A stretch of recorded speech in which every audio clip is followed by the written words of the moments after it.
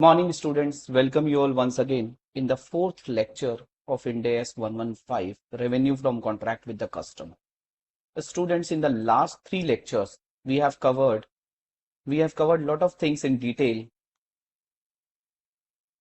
I hope my PPT is visible, Sanket ji. Yes, is it visible now? Yeah. So students, in the last three class, we discussed a lot of concepts and straight away moving into this five-step model. So we have covered step number one, which is identify the contract with the customer. And we understood the meaning of contract. We understood the meaning of customer. We understood the meaning of revenue. And one of the important aspect we covered in this step number one is to recognize the revenue to the extent the collection is probable. The collection of the consideration is probable, right? If you have sold goods worth 10,000 rupees and you are expecting collection only for 8,000 rupees, only to the extent of 8,000 rupees, so straight away revenue has to be recognized to the extent of 8,000 rupees, right? Further revenue needs to be recognized when the probability of collection becomes certain, right? When the entity will have a probability of collection more, right? Then the revenue has to be recognized more. So we covered step number one, and friends, in covering step number one, we discussed about the contract terms, we discussed about the contract units, right? And we also talked about when two or more contracts can be combined, okay? And we discussed when the contracts are entered into at the same time, when the contracts are entered with the same party at the same time or nearly the same time, that contract can be combined provided one of the condition has to be met. What is the one of the condition? Provided contract has to be negotiated as a single commercial package, right? Consideration in one contract depends on the consideration on another contract, and goods and services provided are single performance obligation. So quickly we are revising the last three classes quickly, okay? If any of these three conditions will be satisfied, then the contracts can be combined. Then we discussed what is meant by contract modification. So contract modification means change in the scope or price of the contract approved by the parties. Whenever there is a change in the scope or whenever there is a change in the price, whenever there is a change in the scope or whenever there is a change in the price, it will be considered as a it will be considered as a contract modification. Now, the goods and services are distinct, means separate, okay? And the price of the contract is also increasing in line with the market value, fair value, standalone selling price of the goods and services increased, okay? So if that is the case, it will be treated as a separate contract. Otherwise, all the other modification will be treated as a part of the original contract, okay? So friends, then we covered the concept. Of course, we discussed so many questions and we covered the concept of the step number two. What is step number two? What is step number two? Step number two is is your identify the performance obligation. Very, very, very important step. And in the identification of performance obligation, we discussed what is a performance obligation?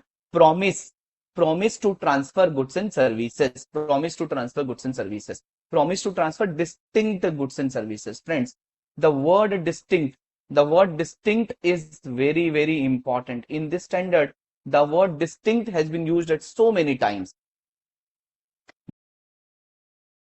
Or not? Yes, it is distinct. Why? Because customer can take the benefit of this refrigerator by its own, right? By making the installation at its own or with the help of the readily available resources. So it will be considered as distinct, right? And the company can recognize the revenue at the time of delivery of refrigerator for the refrigerator performance obligation, and for the installation when the time is elapsed or at a reasonable point of time or when the installation will happen. Now, second example. Manish has bought a customized refrigerator, right? It requires a very significant installation, which other people cannot do, and even Manish cannot do. So in this case, whether this refrigerator installation will be treated as a separate performance obligation or as a single performance obligation. it will be treated as a single performance obligation, not a separate, because this refrigerator and installation are not distinct. Why it is not distinct? Because the customer cannot use refrigerator till the time installation will happen. Have you understood it? It means at a goods and services level, this refrigerator and installation are not two separate performance obligation. It's only one performance obligation. What is the performance obligation? When the installation will be completed for the refrigerator. So the company will recognize revenue when the installation will complete. Okay. Step number two. So if you believe, it is a separate performance obligation. It is a distinct goods and services. So goods and services will be considered as distinct at a contract level if the goods and services are not highly integrated, right? There is no highly customization, modification. Okay. So if these aspects are not there, if the activities are not interdependent, then it will be considered as a goods and services are distinct at a contract level also. For example, you have hired an interior designer, okay, and you have given him a contract, with material, okay. While you can also purchase material from outside. For example, when you given the contract to the interior decorator or interior designer to, to renovate your kitchen, while the sanitary fittings, the tap, the sink, okay, the chimney, so you can purchase from the market also, but you have given the contract as a whole, so that he will buy the sanitary fitting, he will do the sanitary fitting, all those water supplies, fittings, tilings, everything he will do. So friends, while this labor and this purchase of the material, it can be distinct at a goods and services level, but whether it is distinct at a contract level, क्या ये contract level पे distinct है? No, it is not distinct at a contract level. Why? Because this entire activity is interdependent. It requires high degree of customization, modification, integration, and hence this entire interior designing services, including material, is considered as one performance obligation, single performance obligation, right? It's a series of distinct goods and services. It's more like it's a series of services. Okay. So it's a one performance obligation. It's a single performance obligation. Okay, clear? So we discussed these aspects, and my dear friends, we discussed so many example of performance obligation. You have the Excel file. You can listen this recorded video. You have the Excel file also. You can go through with that Excel file as well. So quickly, I am just revising this aspect. So we discussed so many examples from ICAI study material also. We covered the principal versus agent consideration, my dear friends. We discussed that in case of principal, gross revenue and the cost has to be recognized. In case of agent, we have to recognize the commission income, net income. And what are the indicator which says that, so who is the principal who controls the goods and services before it is transferred to the customer? Who is considered as principal? Where the entity who is responsible for fulfilling the promise, the entity who has an inventory risk, and the entity whose discretion is there in establishing the prices. We discussed in detail this aspect in the last class. Then, my dear friends, we discussed the right of return. So whenever you are selling goods with a right of return, you have to recognize the revenue to the extent you believe and it is probable that the significant reversal will not happen. So you have to recognize the revenue to the extent you believe you are not going to reverse the revenue. Okay. So we discussed this aspect also, my dear friends. We discussed the option granting material right. You remember we took an example of Vistara Airline. We took an example of Louis Philippi, right? Okay. The voucher example we took. Okay. So we discussed this aspect, friends. We discussed warranties also in terms of this identification of performance obligation. You remember assurance type warranty and the service type warranty. Extended warranties are service type warranty, which is considered as a separate performance obligation. Assurance type warranty is the assurance type warranty which comes with the product. Okay, it is not considered as a separate performance obligation. So we discussed this aspect also. Then in the last class, my dear friends, we have entered into the determination of transaction price. Okay, this is what we have covered. Any question from the last three classes? Any question? Rachit is asking, in case of accounting firm, customer asked for services like accounting and GSTR filing. Is these services are distinct from each other? Rachit, for example, you are a chartered accountant and a company has engaged you for filing of GST return on a monthly basis. So tell me, every month GST return is a separate GST return or not? I mean to say separate not in terms of the form, separate in terms of the utility, separate in terms of the, so for example, you are required to file the return of January by 15th of the February. I'm just taking an example. And the January return you have filed on 25th of February. Okay. And the February month return you have filed in time. So tell me whether the interest and penalty will charge on January return or also on the February return as well. Only on the January return, because January return was delayed, February return was on time. Okay. So the point is every month return is a separate return. Okay. Every month return has a separate obligation. Okay. It is not related to one another. Okay. So this is a series of distinct goods and services. Okay. Where you can charge the customer, you can charge that company on a monthly basis. Okay. It's a distinct, it's a series of distinct goods and services. Accounting, you are doing a bookkeeping, accounting of a company, right? Every month. So again, it's a series of distinct goods and services, right? Clear? Now, my dear friends, now we started in the last class, we started determination of transaction price. What is a transaction price? It's an amount which the entity expects in exchange of transfer of goods and services to the customer, excluding amount collected on behalf of the third party. So transaction price is an amount which entity expects. When I say which an entity expect, means it includes fixed price as well as it includes fixed price as well as variable price also. Fixed consideration as well as variable consideration, right? So transaction price includes fixed consideration as well as variable consideration. Fixed consideration means a consideration which is contractual in nature, a consideration which is already fixed. You are aware, if I will deliver this task, I will get so much of amount. What is a variable consideration? Variable consideration varies. It depends on the future outcome. Variable consideration can be positive, can be negative also. Variable consideration may include bonus, incentive, and it also includes penalties as well. For example, a company engaged into a contractual activity. A company is engaged into the contractor activities, into the construction activities. Saminathan wants to construct his house.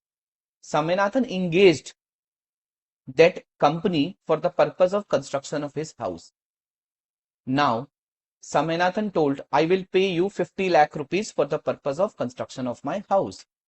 And he told by when you will be able to deliver this house. So he started this construction in the month of January, and he wanted this house to be constructed before Diwali, because Diwali is Deepavali is a auspicious festival. It's a auspicious occasion, and he wants to inaugurate. He wants to conduct the housewarming of his house on the Diwali. Okay.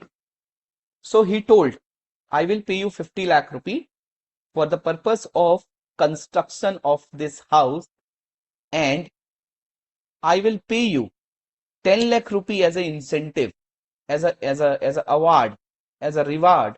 I will pay you 10 lakh rupee if you will deliver this house before Diwali.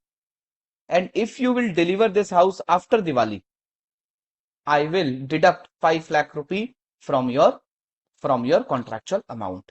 Friends, in this case, scenario number 1, the entity believes that the entity, as per the past trend, as per the efforts this entity has put in, so the entity believes that the construction will be completed before Diwali. Tell me, in this case, what is the total consideration? What is the transaction price in this case? If entity believes, Ravinder, you are absolutely right. Saminathan, you are absolutely right.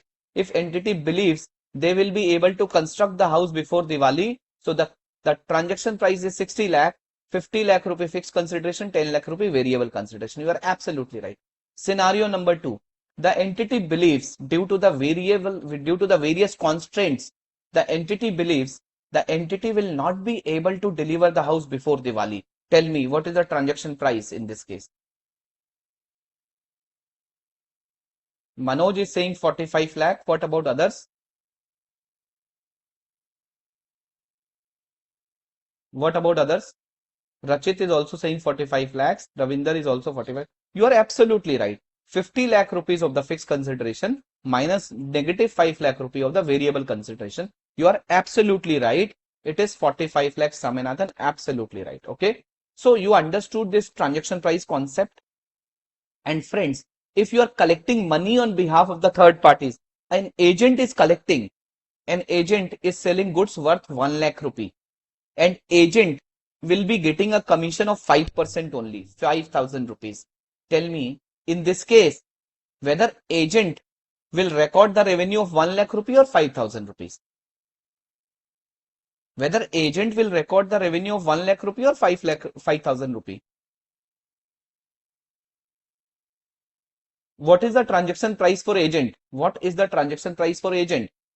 The agent is collecting 1 lakh rupee on behalf of third parties or on his own behalf.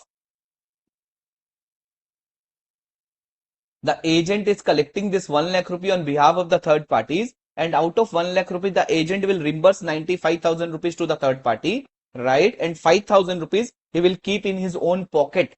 So what is the transaction price for agent? 5,000 rupees. So my dear friends, transaction price does not include the money collected on behalf of the third parties. It does not include that. Okay. Is that clear now? Yes. So we talked about these examples also in the last class. The contract price is 10 lakh rupee and the entity is expecting a collection of 6 lakh rupee only. So what is the transaction price? 6 lakh rupee. Means the price at which you are recognizing the revenue right now. The contract price is 1,000 rupees and 18% GST has been collected on the same. Whether transaction price is 1,000 or 1180. So transaction price is 1,000 rupees. 180 will be excluded because it is collected on behalf of the government. The contract price is rupees 1 lakh. If the entity will deliver the product before contracted delivery date, the entity is entitled for an incentive of rupees 50,000. Okay. The entity has a past history of delivering before contract delivery date and expect that it will receive an incentive of 50,000 rupees. Determine the transaction price. The transaction price is 1.5 lakh rupees, right? It includes fixed consideration as well as variable consideration. My dear friends, then we discussed the meaning of transaction price. So then we discussed there are 4 aspects of the transaction price. Okay, we are going to discuss the 4 aspects, the determination of transaction price using 4 aspects. Number 1, financing component is there. How we will determine the transaction price. Then, my dear friends, we will be discussing the concept of non-cash consideration. If an entity is not receiving the consideration in the form of money, rather the entity is getting the consideration in the form of the other assets or other goods and services, then how the entity will recognize the revenue. Then consideration payable to a customer. We are going to discuss if an entity is paying money to the customer, how that is going to be recognized, how that is going to be measured. Okay, right? So how the transaction price is going to be recognized and measured. We'll discuss one by one. Variable consideration. Quickly, let me revise and then I'll come back to the question. Variable consideration means consideration which is dependent on the future outcome or the events, right? While considering the variable consideration, all the constraints needs to be considered. Means when you are estimating the variable consideration, you have to consider all the constraints, means all the situations, and then you need to estimate and conclude what could be my variable consideration. My dear friends, how to estimate the variable consideration? There are the statistical approach. There are the statistical approaches from which you can estimate the variable consideration. There are 2 approaches, expected value approach and the most likely approach. What is expected value approach? It is known as a probability weighted approach. My dear friends, if there is a multiple outcome of a single event, then expected value approach is suitable. For example, so there are 10% chances that you will get an incentive of 550,000 rupees. There are 30% chances you will get an incentive of 40,000 rupees. So there are 60% chances you will get an incentive of how much? 30,000 rupees. So there are the levels, there are the slabs. There are the slabs of the incentives. There are the slabs of the incentives. Okay. It means when you are estimating variable consideration, so there are multiple outcomes of this event. You may get an incentive of 50,000 rupees, you may get an incentive of 40,000 rupees, you may get an incentive of 30,000 rupees. So in this case, how will you estimate the variable consideration? So you have a multiple outcome of this event, then you identify what are the probabilities. So whether high chances are there for receiving 30,000, 40,000, 50,000, you will associate the probabilities with those outcomes, right? In examination, it will be given. Okay. So friends, then when you multiply the probability with the outcome, when you multiply probability with the outcome, probability with the outcome, you will get the probability weighted outcomes. You will get the probability weighted outcome. Probability multiplied by outcome. You will get the probability weighted outcomes. Okay. You will get the probability weighted outcomes. Okay. So this, when you multiply this by this, you will get this probability weighted outcome, and accordingly when you add all these probability weighted outcome, you will get a variable consideration. Now, what is the most likely approach? Most likely approach is suitable in case of binary outcome. For example, you will receive an incentive of 50,000 rupees if you will deliver by this timeline. If you not, then you will not get any incentive. So either you will get the incentive or you will not get the incentive. So there are 80% chances you will get the incentive of 50,000 rupees, 20% chances it is zero. So in this case, what are the chances of more than 50% of receiving the incentive? So in this case, what is your variable consideration? Your variable consideration is 50,000 rupees in this case, right? But now, for example, there are 40% chances you will get 50,000 rupees, but 60% chances you will not receive any incentive. So variable consideration will be zero in this case. Okay. So friends, illustration number 30. Have we discussed this illustration number 30 of ICAI study material in the last class? Have we discussed this illustration number 30? Yes or no? Rachit, have we discussed this illustration number 30? Yeah. So let me quickly discuss this illustration number 30 once again for few students who are not there. Yes. AST Limited. I hope this illustration is visible in your screen. Is it visible on your screen? Yes. AST Limited entered into a contract with a customer to build a manufacturing facilities.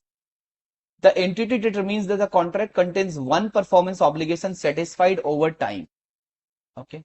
Construction is scheduled to be completed by the end of the 36th month for an agreed upon price of rupees 25 crores. So what is the fixed consideration in this case? What is the fixed consideration? 25 crore. The entity has the opportunity to earn a performance bonus for early completion as follows. Now, the entity also has an opportunity to earn the performance bonus, right, for early completion as follows. For early completion as follows. Okay.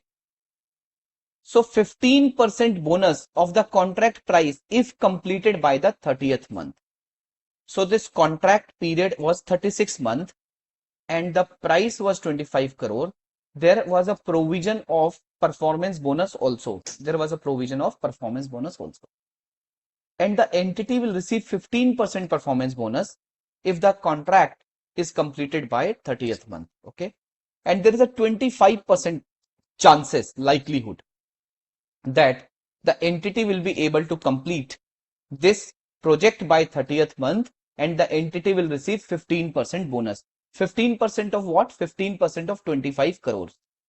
the entity will get 10% bonus if the project is completed by 32nd month, and there are 40% chances. There are 40% chances. The entity will get 5% bonus if it is completed by 34th month, and there are 15% chances. And there are 15% chances also. Okay. So friends, there are multiple outcome of this event. Okay. So 25, 40, 65, 65, 15, 80. And for 20% the question is silent, means there are 20% chances the entity will not receive any performance bonus. Friends, there are 4 outcome of this event. Tell me which approach is suitable for determination of variable consideration, whether expected value approach or most likely approach. Which approach is suitable? Saminathan is saying expected value approach. Manish is also saying expected value approach. Ravinder is also saying expected value approach. So you all are saying expected value approach. Yes, Manish. Yes. Yes, expected value approach, probability weighted approach is more suitable. Okay. Then in addition, so there is a fixed consideration of 25 crore. There is a variable consideration of performance bonus. And in addition to the potential performance bonus for early completion, in addition to the performance bonus, AST Limited is entitled, this company is also entitled to a quality bonus. अब एक और bonus आ गया, quality bonus of rupees 2 crore. Now, the price is given that the entity will get 2 crore rupees of quality bonus if a health and safety inspector assign the facility a gold star rating as defined by the agency in the terms of the contract. So this entity will receive a quality bonus of 2 crore rupees also if the health and safety inspector who will visit, if he will give a gold star rating, then this entity will get a quality bonus of 2 crore rupees. And if the health and safety inspector will not give the gold star rating, then what will happen? Then what will happen? Then zero. Then zero. Then this entity will not be entitled for any quality bonus. AST Limited conclude that it is 60% chances that it will receive the quality bonus, determine the transaction price. So whether this quality bonus, for the quality bonus, which approach you will apply, expected value approach or most likely approach? So it's a binary outcome. It's not a multiple outcome. It's a binary outcome that either the entity will receive the bonus or entity will not receive the bonus. It's a binary outcome. So most likely approach will be suitable in this case. Most likely approach will be suitable in this case, right? So this is a classic question of fixed consideration plus 2 variable consideration. 1 variable consideration is on the basis of expected value approach, which is also known as a probability weighted approach, and the another variable consideration is dependent on the binary outcome. So it will be your which approach? It will be your most likely approach. It will be most likely approach. Okay, it will be most likely approach. Is that clear? Is that clear, my dear friends? Yes. Okay, great. So now let's solve this question. Should we solve this question on the Excel file? Okay. So friends, in this question, there are following consideration which needs to be considered for determining the transaction price. Fixed consideration of 25 crore, performance bonus variable consideration we need to identify, and quality bonus variable consideration we need to identify. Performance bonus variable consideration. Since there are multiple outcome of the event, right? So expected value approach is more appropriate. Okay. Now, friends, what were the approaches? The entity will receive. So what were the approaches? The approaches was 25% chances of 15% bonus, 25% chances. Then there was 40% chances. Then there was 15% chances. Then there was 0% chances, right? What are the chances? Chances of getting a performance bonus of 15% chances of what? 25 crore, right? So the entity will receive 3.75 crore, chances is 25%. What are the next one? 40% chances of 10% bonus. So 10% multiply by 25 crore, right? So the entity will get 2.5 crore, chances is 40%. Okay. Then what next? What next? The entity will get a 5% bonus. 5% bonus. Chances is 5% of 25 crore and the chances are 15%. Then the zero bonus, chances is 20%. Sorry. This is 20%, right? 20% chances for zero, right? 100% बन गया ना ये 100%. Okay. So now, what is my expected value? 3.75 crore. The entity will receive 25% chances. So this is how you will get the probability weighted approach. So your variable consideration is 2.125 crore, right? It is 2.125 crore. Now, quality bonus, the appropriate method is most likely approach since the outcome is binary and 60% chances are to receive quality bonus of 2 crore, right? So means more than 50% chances are there to receive the bonus. So this 2 crore will be saved. What is my transaction price? My transaction price is contract price plus performance bonus plus quality bonus. This is my transaction price. 29.125 crore is my transaction price. Is that clear? Anyone who has any doubt on this? Anybody who has any doubt in this? Friends, anyone who has any doubt on this? Please let me know yes or no if you have any doubt. So Manish is asking, just like Excel file, answer in exam is presented like this. It is okay, sir. Please clarify it. Absolutely fine, Manish. Absolutely fine. So Manish, if you look at the study material, okay, or any book, probably they will give the answer even along with the paragraph number of Ind AS 115. You are not required to write the paragraph number. Okay, right. So nowadays, let me also tell you, Manish, nowadays, see, people from industry are also teaching. Okay, I am from industry. So Manish, I qualified in 2007. It's been 20 years of experience, almost 19 years of experience. And I'm teaching since more than 13, 14 years. Okay. So nowadays, gone are the days when the invigilator, when the paper checker, okay, when the, so, or institute, they were only theoretical. No. Now people are taking a very practical approach. People are taking very practical approach. You should know the concept, okay, and you should be able to present the concept. Okay, writing a paragraph number is not important. Writing a detailed lot of text is not important. I mean to say, it is not required to write lot of sentences, but of course you need to write whatever is required to be write. For example, you need to write in this case we have three kind of consideration: fixed consideration, performance bonus variable consideration, and the quality bonus variable consideration, right? So you can also write now we need to evaluate, okay, the variable consideration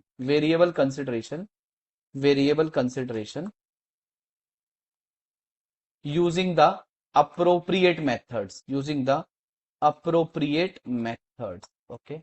And then we have already given performance bonus variable consideration. We have given why we are using expected value approach. Then we have given the calculation, right? Then we have given the quality bonus, and we at the last we concluded what is my fixed price, what is my performance bonus, what is my quality bonus. This is my transaction price. This is more than sufficient. Examiner will give you the full marks.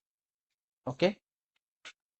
Right, now let's come to the volume discount, a very, very important question. This question is there in your study material also. So let me give you an example of the variable consideration, which is considering the volume discount, okay.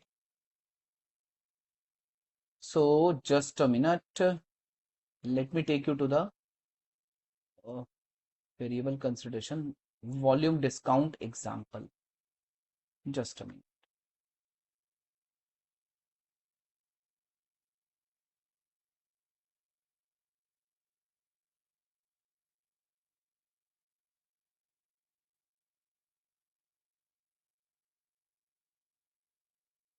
Yes, yes.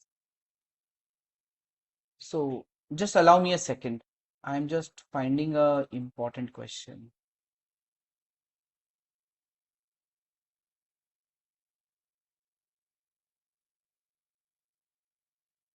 Yes, I hope this question is there on the screen. I hope you are able to see this question. Is it there on the screen? Mm. Yes. Company A supplies Company A supplies components to industrial customers. The contract stipulates that the price per component will decrease as sales volume increases. Okay. Within the stipulated period of time. The price applicable for the entire sales will be based on the sales volume bracket. This is CU is currency unit. This is INR. CU is currency unit. So, have you remember the volume based discount? Have you heard about volume based discount in any industry or in your audit experience? Have you found the volume based discount? Or in real life, have you purchased the vegetables in the real life? Have you ever purchased the vegetables? Yes. So day before yesterday, I was buying vegetable. I was buying tomato. I was buying tomato. So I went to buy tomato and I went to buy to the I went to the vegetable market and I was there for buying tomatoes. I asked what is the price of the tomato. He told that the price of the tomato is 50 rupees per kg. I told 50 rupees is too much. How much should I pay? He told no sir, it will be 50 rupees only. Then he told if you buy 2 kg, I will keep it 45 rupees. If you will buy 5 kg, I'll keep it 40 rupees. So I'll charge 200 rupees for 5 kg. I'll charge 90 rupees for 2 kg, but for 1 kg it is 50 rupees only. So what is this? And this is a very small example of the real life transaction. Whether you guys will agree or not agree with me, I believe all of you have witnessed these kind of example in your real life. I need confirmation from all the students who is watching me live. Yes or no? Yes. So what is this? This is a volume discount. This is nothing. It's a volume discount. It's a volume discount. When you are increasing your volume, you are getting a discount, right? You are getting a higher discount. So now let's replicate this real life example, real life transaction to the examples from the industry. Okay. Reliance Retail. Have you ever bought any goods from Reliance Retail, grocery, vegetable from Reliance? They have a big outlet, Reliance Retail. Yes. Okay. So Reliance is selling Pepsi. Reliance is selling Coca-Cola. You will get a cold drink from Reliance Smart Bazaar. Yes. You will get a cold drink. So Reliance is selling you cold drinks, which is Pepsi, Coca-Cola. So Pepsi told Reliance that, I will charge 60 rupees per bottle if you will buy 10,000 quantity from me in a year. Right. Reliance said, okay.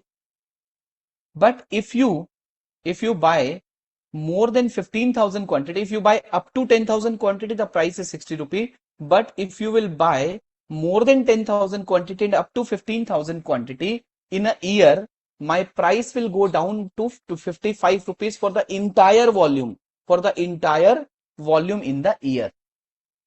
If you will buy more than 15,000 quantity and up to 20,000 quantity, my price will go down to 50 rupees for the entire purchases. Okay. Friends, have you been able to understand what I'm saying? Have you been able to understand what I'm saying or no? Tell me. Have you been able to understand? You are not been able to understand. Please tell me. Yes. Yes. So Manish, again I am repeating. So Pepsi is saying, so let me come back to my Excel file and let me clarify here. Okay.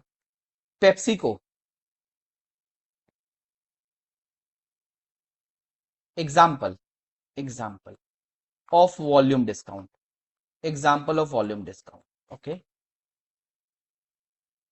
Pepsi Co is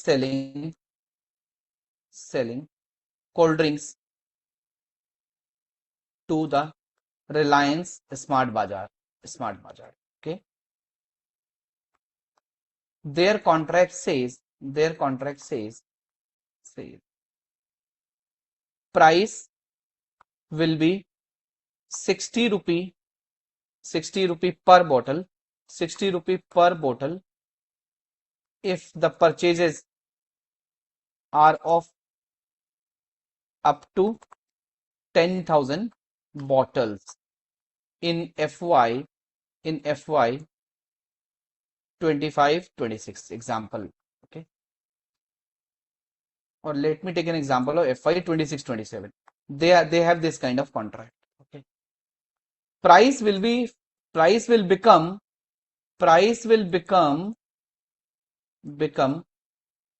55 per bottle if the purchases are more than 10,000 bottle, but up to 15,000 bottles. Okay. Okay. Price will become 50 rupee per bottle. Price will become 50 rupee per bottle if the purchases are more than 15,000, but up to 20,000. More than 15,000, right? Up to की जरूरत ही नहीं है. Okay. So, and these reduced prices will be applicable to the entire purchases if to the entire purchases in the year. Okay. So assuming PepsiCo, assuming Reliance will purchase the following quantities,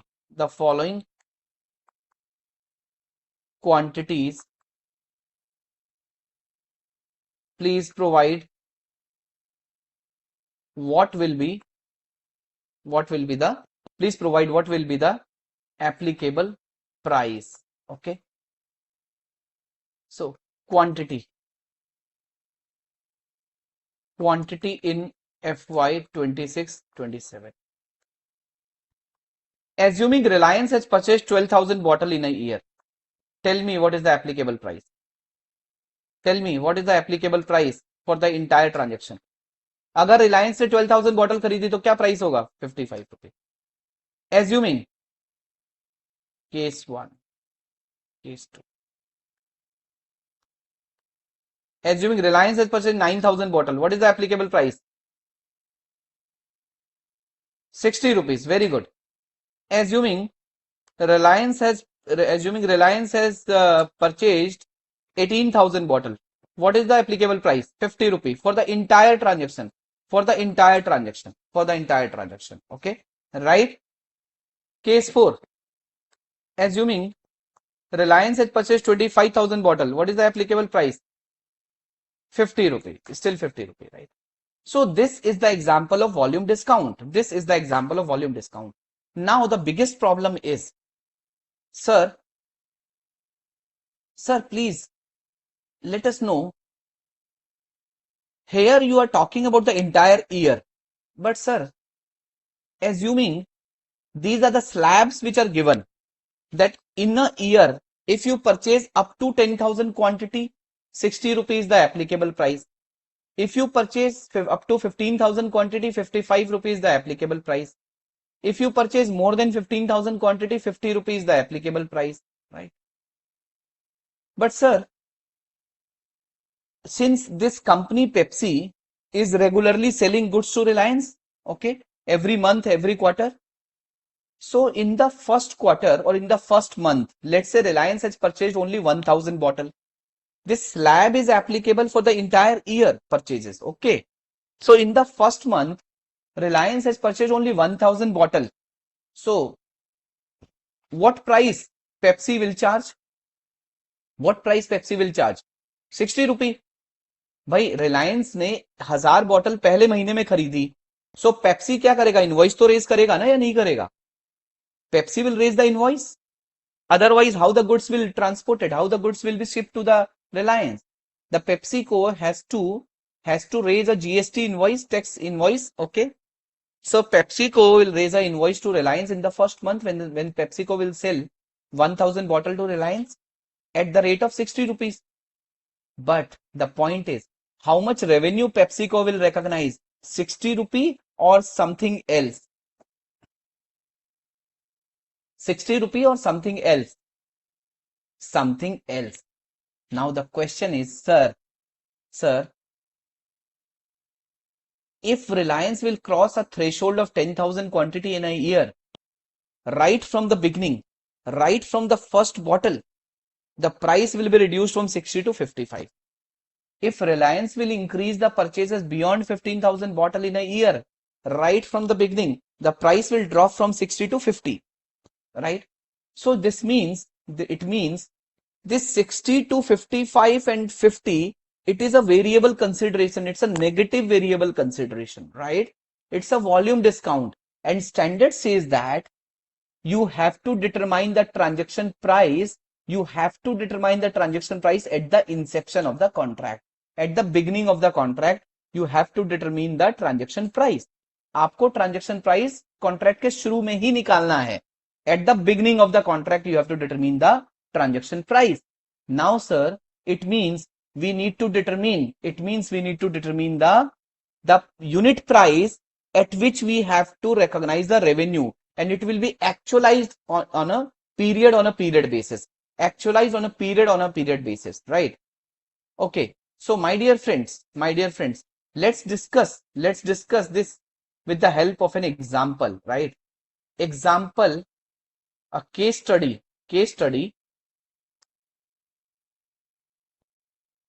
on variable consideration.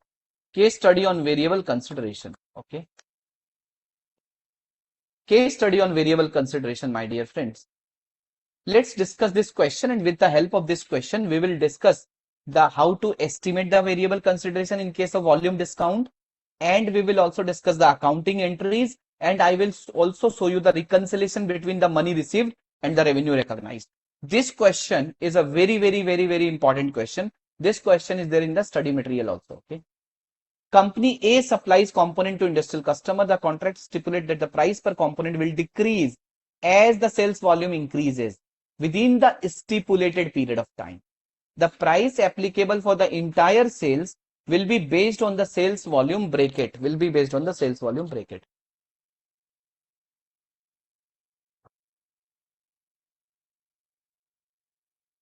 What is my price per unit? 100 rupees per unit. 100 rupee per unit will be applicable if the sales volume is 0 to 1 lakh units. When the sales volume crosses 1 lakh unit and up to 3 lakh unit, the price will become 90. It will become 85 when it will crosses 3 lakh units and above. Okay. This is the slabs which are given. How is revenue estimated under Ind AS 115? How is revenue estimated under Ind AS 115? Okay. Is that clear, my dear friend? Whether this question is clear? Okay. These are the these are the facts which are given. Okay. So now my dear friends, in this question I am putting some probability. This question is an incomplete question. I need to put some probability in this question. Okay. Okay. Right. And I will be putting it in my Excel file. Or let me do one thing. So just a minute. Let me open one question also. A very good compilation from Institute. Friends, allow me a minute.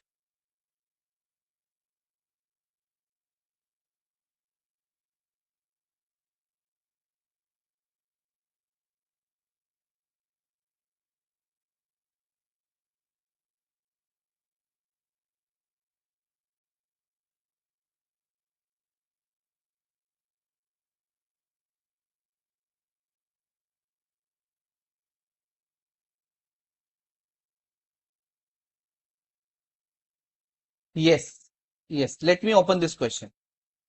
Please confirm if this question is visible to all of you. Please confirm. I will give you this question in my Excel file as well. Okay. Whether this question is visible to all of you. Yeah. Okay. ABC Limited supplies plastic buckets to wholesale customers. Okay. As per the contract entered into between ABC Limited and a customer for the financial year 1920, the price per plastic bucket will decrease retrospectively as sales volume increases within the stipulated time of 1 year. Okay. The price applicable for the entire sales will be based on the sales volume bracket during the year. 90 rupee if the sales volume is 0 to 10,000 unit, 80 rupee if it is 10,000 to 35,000 unit, 70 rupee if it is more than 35,000 units. All the transactions are made in cash. Suggest how revenue is to be recognized in the books of accounts of ABC Limited as per expected value method, considering a probability of 15%, 75% and 10% for sales volume of 9,000 unit, 28,000 unit, 36,000 unit respectively.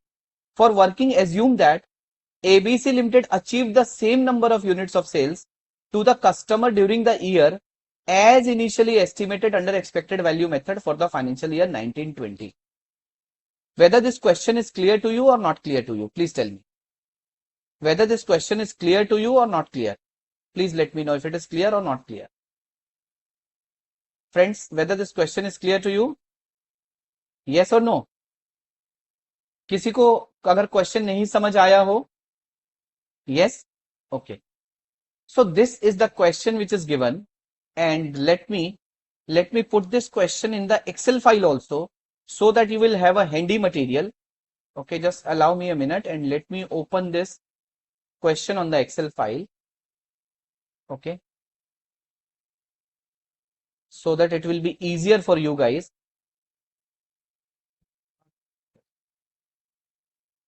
Just hold on for a minute.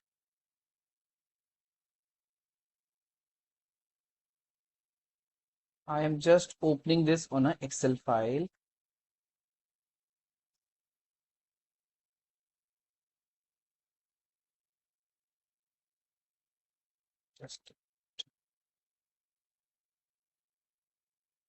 I'm just trying to put this, question on the Excel. Some problem is coming.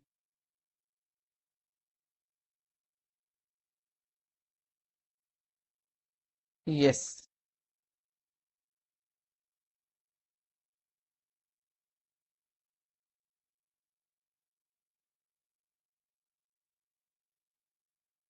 I'm just pasting that word file question on the Excel file. Okay. That's what I'm doing right now.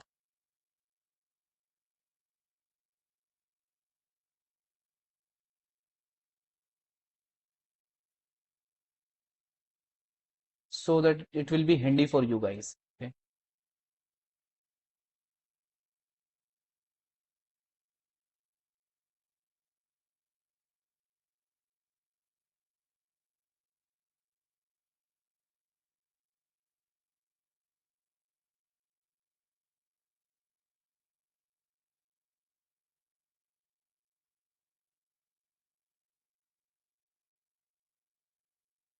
Yes.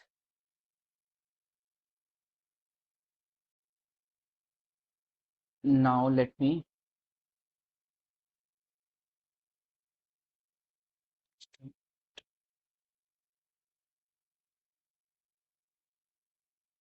Yes. I hope my Excel file is visible now. Is it visible? See, I have pasted this question on my Excel file. Okay. And now let me solve this question. So what this question talks about, this question has given you the buckets, this question has given you the slabs, and it is saying that the price will go down retrospectively if the entity will achieve these slabs, right? And it is also given, the probabilities are also given that there are 15%, 75% and 10% chances that the entity will achieve a sales volume of 9,000, 28,000 and 36,000 unit respectively. So this is the information which is given in the question. Now we need to determine the transaction price. We need to determine the transaction price in this case. We need to determine the transaction price, and the question is asking you are required to pass the journal entries if revenue is recognized as per the expected value method, right? The question is also talking about passing the journal entries as well, right? So recognition of revenue and journal entry, this question is talking about passing. Okay.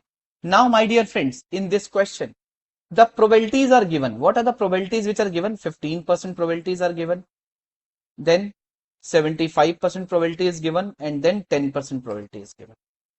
Okay. So what is the chances? What are the chances of these probabilities? Sales volume. What is the chances of 15% probability? क्या chances हैं 15% probability पे sales volume कितना होगा? What will be the sales volume at 15% probabilities? क्या होगा?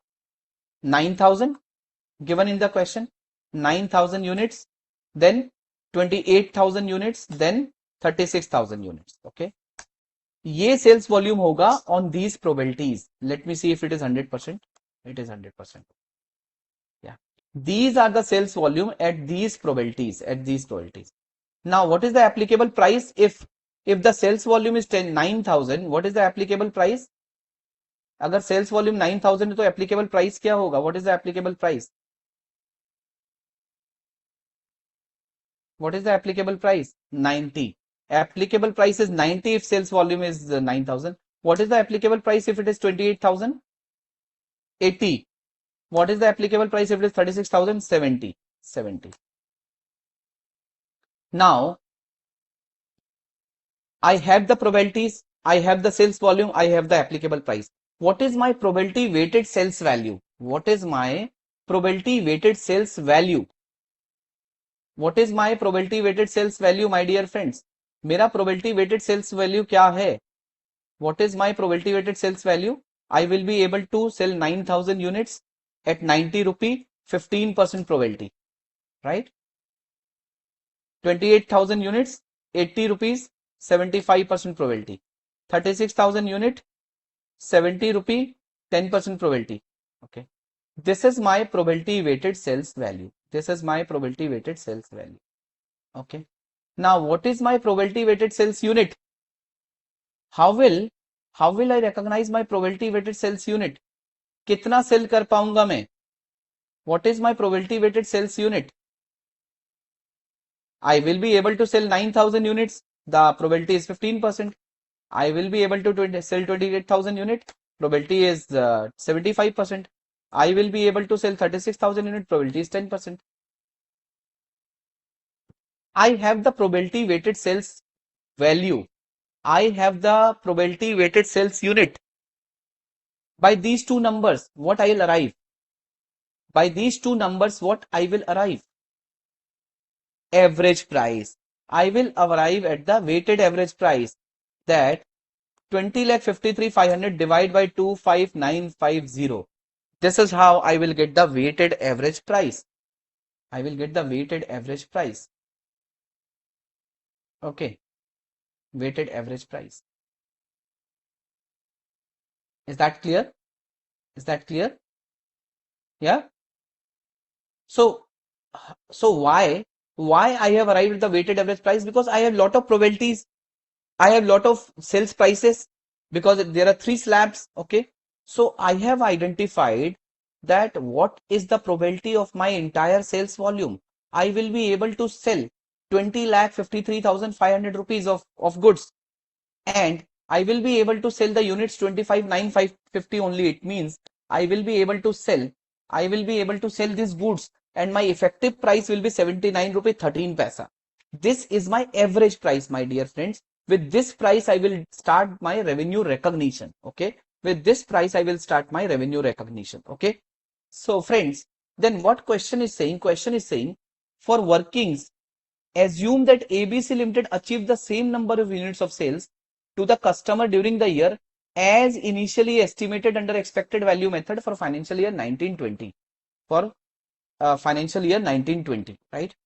So same expected value. So basically, as per the expected value method, how much units you have arrived? 25,950. So this entity has also achieved, this customer has also purchased to 25,950 units. So the question is saying, whatever is coming from expected value method, the actual achievement was also the same. It is also the same. Okay. So now you are required to pass the journal entries in the books of accounts. Okay.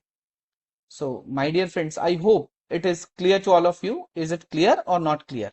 Shall I go further? Shall I move further? Shall I move further?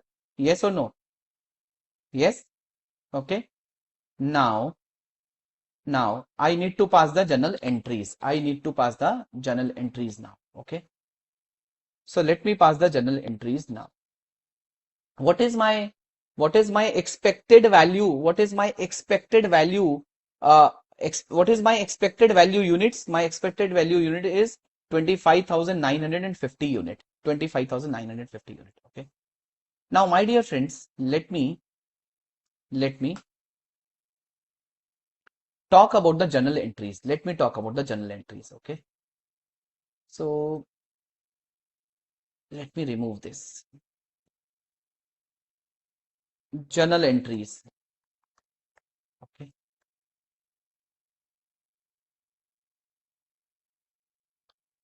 Now, friends, up to the first, what are my slabs? My slabs are up to 10,000, 10,000 to 35,000 and 35,000 to more than 35,000. Okay. My dear friends, up to 10,000 units, whenever this entity has sold buckets, up to 10,000 unit, whenever these entities have sold buckets, what is the value of the invoice? What is the unit price at which they have received the money and they have raised the invoice? What is the unit price? The unit price is 90 rupee. वो तो ठीक है ना, 90 रुपी होगा ना. So journal entries number 1,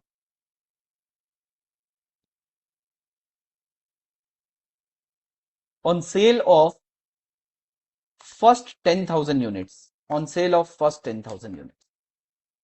बताइए, on sale of first 10,000 unit, what is the accounting entry? The transaction has been made in cash. Cash account debit, cash account debit. My cash account will be debited by what amount? My cash account will be debited by what amount? 10,000 multiply by 90, right?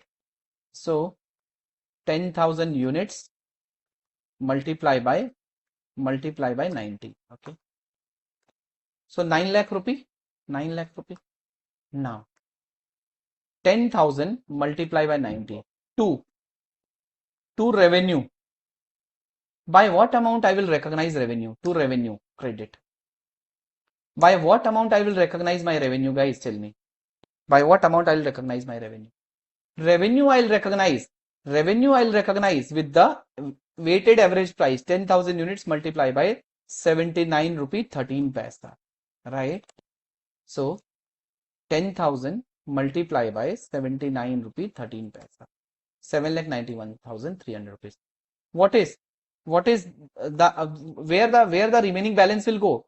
Where the remaining balance will go? The remaining balance will go to the liability, to the contract liability or deferred revenue. Okay, to the contract. We also call it as a contract liability. You can also call it as a deferred revenue. Contract liability oblique deferred revenue, oblique deferred revenue, okay, deferred revenue liability. The difference will go here. What is my balance in contract liability, my dear friends? My balance sitting in contract liability is 1,08,700. Now, what is my next bucket, my dear friends? What is my next slab? My next slab is 10,000 to 35,000 units. The applicable price is 80. And what is my estimated sale? And what is my actual sale? My estimated and actual sale is 25,950 unit, which is coming into the second bucket. Okay. So on sale of next 15,950 units, right? 15,950 units. That is 25,950 minus 10,000 units. 25,950 minus 10,000 units. Okay. 25,950 minus 10,000 units. Anyone who has any problem up to this level? Anyone? किसी को भी कोई अभी तक problem? Yeah, Manish, Manoj, Saminathan, Rachit, anyone who has any problem up to this level? Is that clear? Yes, clear in mind? Everyone? Okay. So one of the participant joined without putting his name or the membership number, the NRO, SRO number. Yes. So now what is the accounting entry? What is the accounting entry in this case? Of course, when we sell 15,950 unit, our cash account will be debited. Cash account will be debited by what amount? By what amount? Tell me. What is the applicable price in this bucket? The applicable price is 80 rupee. The applicable price is 80 rupee. The applicable price is 80 rupee, right? So what is the total unit we have sold? Total unit we have sold is how much? 25,950 multiply by 80, right? 25 total unit we have sold is 25,950 multiply by 80. So now the applicable price become 80. So the total unit sold is 25,950, applicable price is 80. So this is the amount we would have received, but we have already received 9 lakh rupee, right? So this is the differential cash we will receive. This is the differential cash we will be receiving. Is that clear or not clear? Is that clear or not clear? Friends, is that clear or not clear? Please tell me. 25,950 multiply by 80 minus 9 lakh rupee. Minus 9 lakh rupee, right?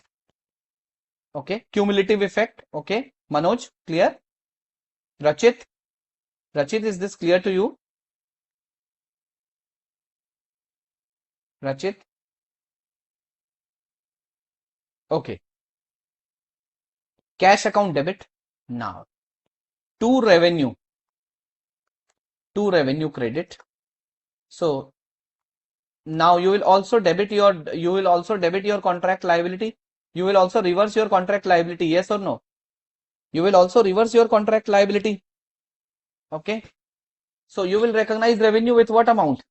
You will recognize revenue with what amount? You will recognize revenue with 79 rupee 13 paisa. That was the average price till the time of concluding the year. You will recognize your revenue with the 79 rupee 13 paisa. So let me put this entry only.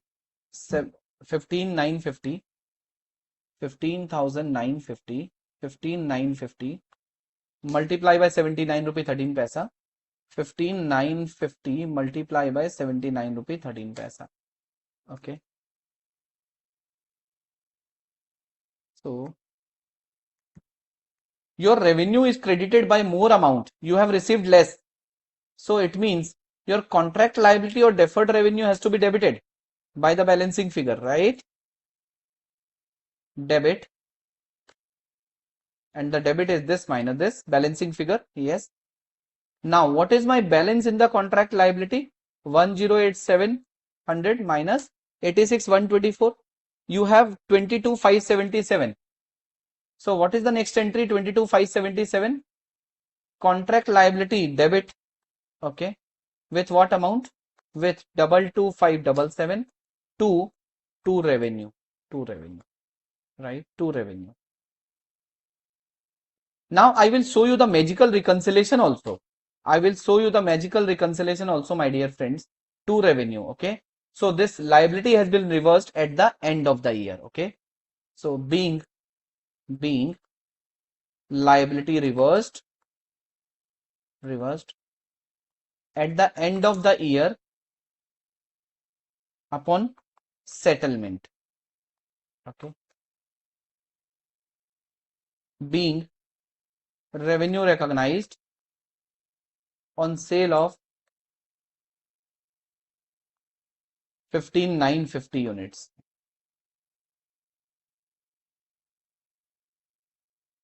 Being revenue recognized on sale of 10,000 units. Okay. On sale of 10,000. Clear? Clear? Okay. Right. So GST component will be at the invoice price. Manoj, GST will always be at the invoice price. Okay. So GST has nothing to do with the revenue recognition. Revenue recognition could be different. Invoice price could be different. Is that clear? Now, shall I show you the reconciliation? Shall I show you the reconciliation? Whether we have passed the accounting entry right or wrong?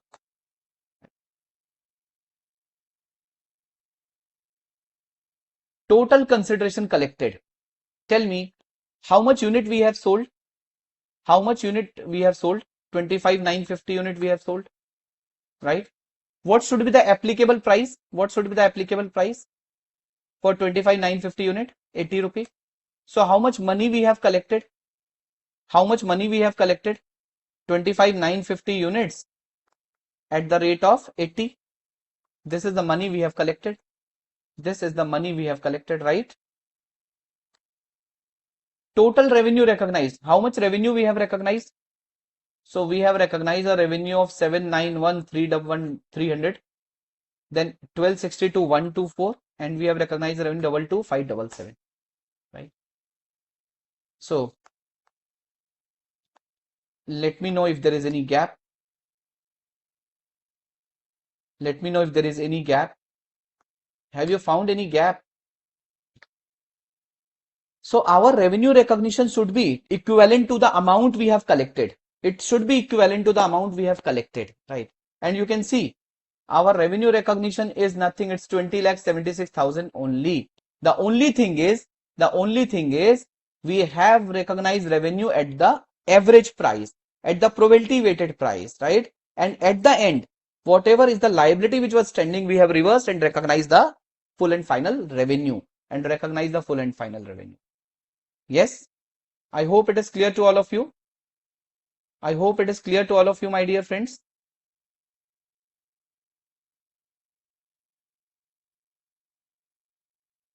Yeah, clear? Okay, great, my dear friends.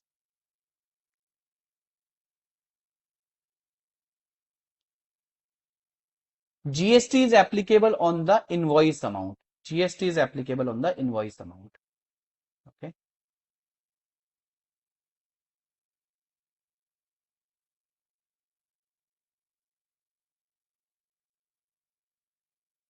Yeah. I hope it is clear to all of you. Yes.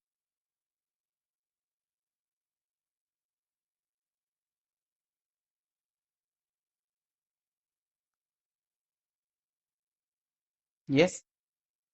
Okay, so this was if the question will come from the variable consideration, so largely the question will come from the volume discount, right? So this section is very, very important. Okay. Shall we move to the next part? Shall we move to the next part, guys?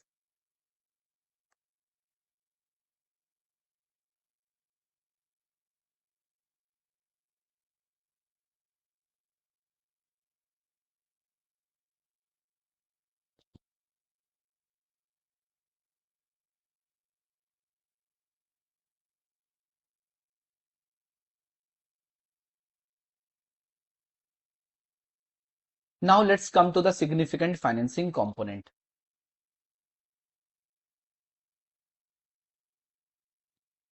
So very important, very critical, significant financing component. What is meant by significant financing component? Do you know the concept of time value of money? Do you know the concept of time value of money? You have heard about, right? And you have seen this also. This concept of time value of money is very, very, very, very important. This concept of time value of money is very, very important. Okay? Very, very important. What is this concept of time value of money? For example, you are receiving 1 lakh rupee today. Okay. You sold goods today and you received 1 lakh rupee. And second, you are selling goods worth 1 lakh rupee today and you will be getting 1 lakh rupee after 1 year. Whether 1 lakh rupee you are receiving today and whether 1 lakh rupee you are going to receive after 1 year, whether both these 1 lakh rupee have a same value, whether both these 1 lakh rupee have a same value. 1 lakh rupee you are receiving today and 1 lakh rupee you will receive after 1 year, whether both 1 lakh rupee have a same value. No, both 1 lakh rupee does not have the same value, right? You're right, Manoj. So today 1 lakh rupee has a more value than the 1 lakh rupee will receive after 1 year, right? Will receive after 1 year. Okay. Okay. Yes. Now, my dear friends,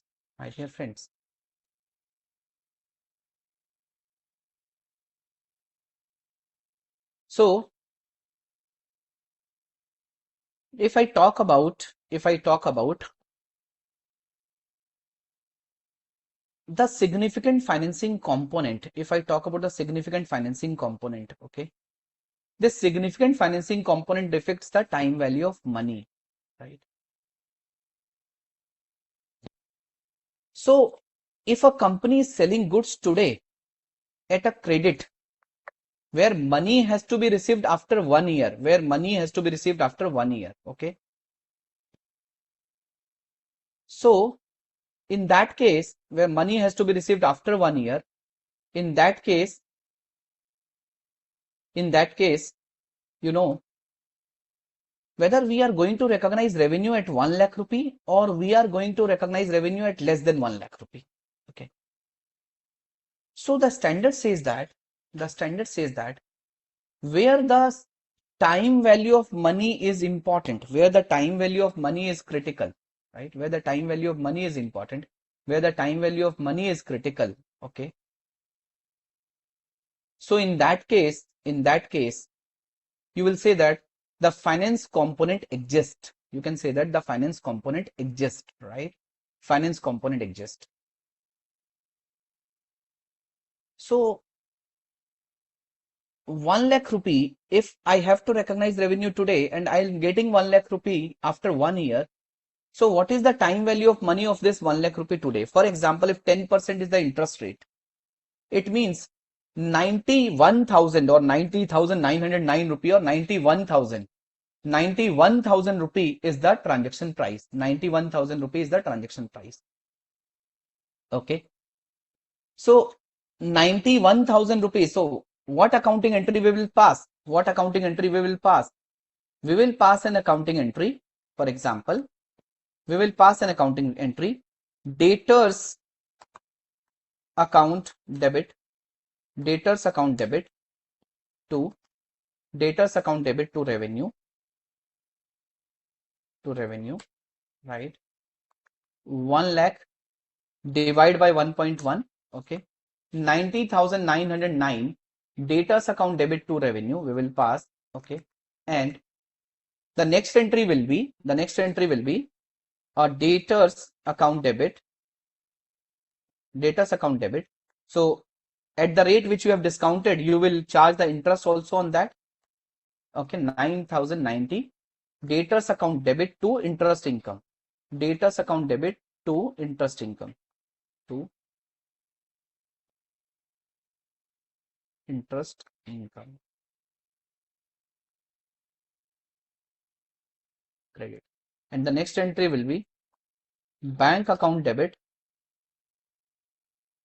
Okay. Bank account debit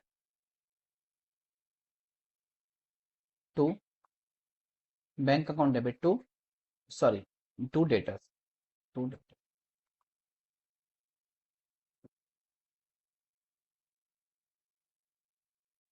Okay.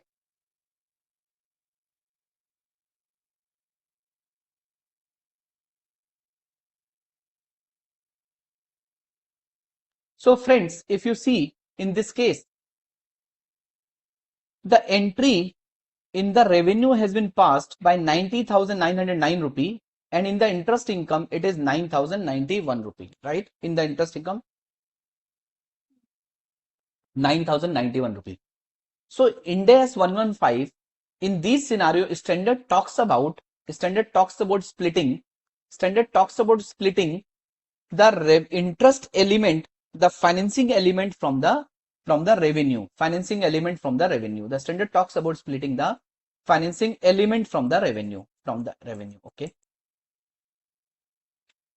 So significant financing component is equal to the time value of money we understood. And what is meant by the significant financing component? Finance component, which is interest income or interest expenses. This finance component, which is interest income or interest expenses, it is a difference between the price of the goods and services transferred, and actual consideration received. Price of goods and difference between price of goods and services transferred and actual consideration received. Price of goods and services transferred and actual consideration received. Okay.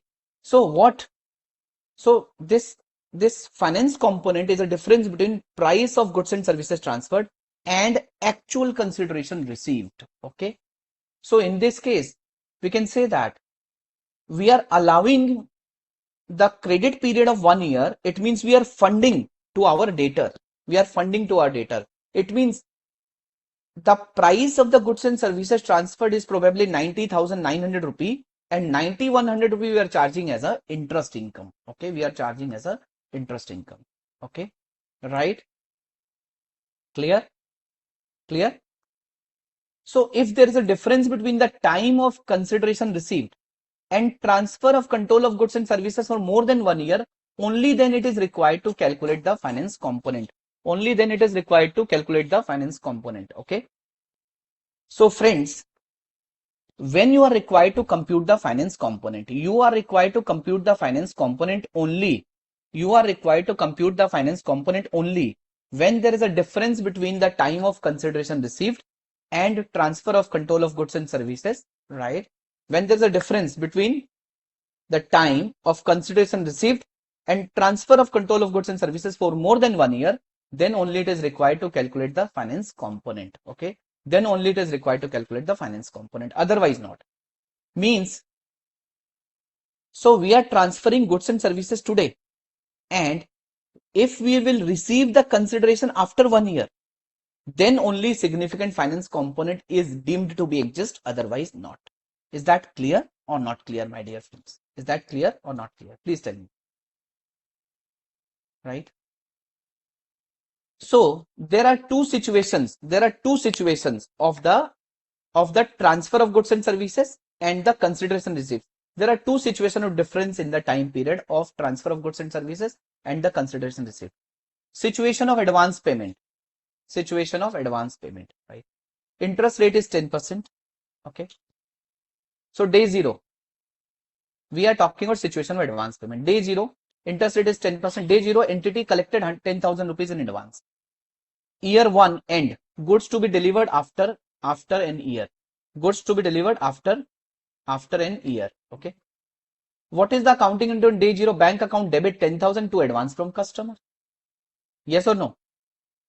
Year end, what is the accounting entry? Since you have received the advance, right? Now what you will do? Interest cost account debit to advance from customer, right?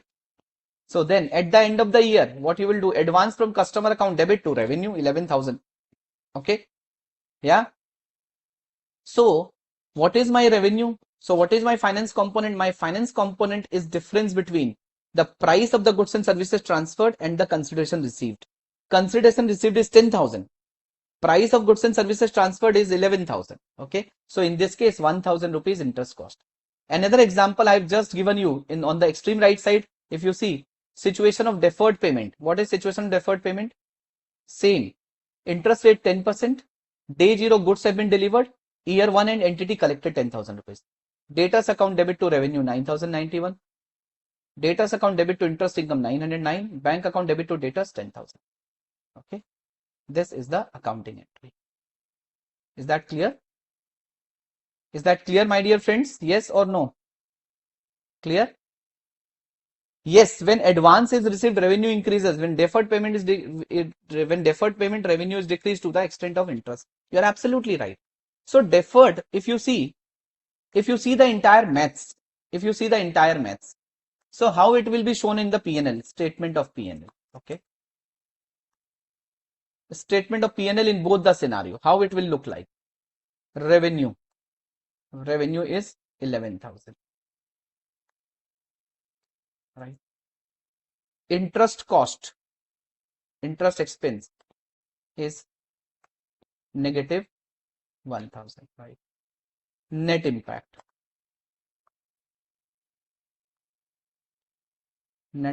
is 10,000. Okay.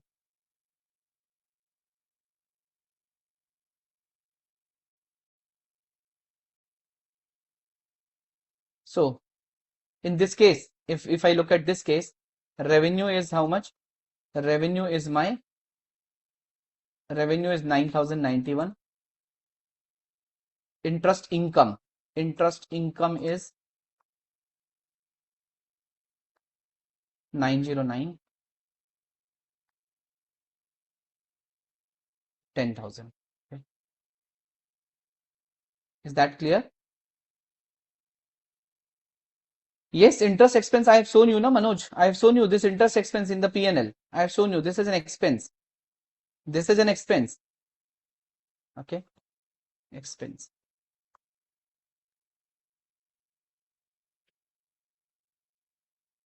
This is other income. This is other income. Okay. Yeah. Yes. Manish, I have shown it already. Interest income is other income. Okay. So total impact is 10,000 only. You can see the total impact, net impact is 10,000 only. Okay. Right. So we understood it. Great. Great, my dear friends. Great.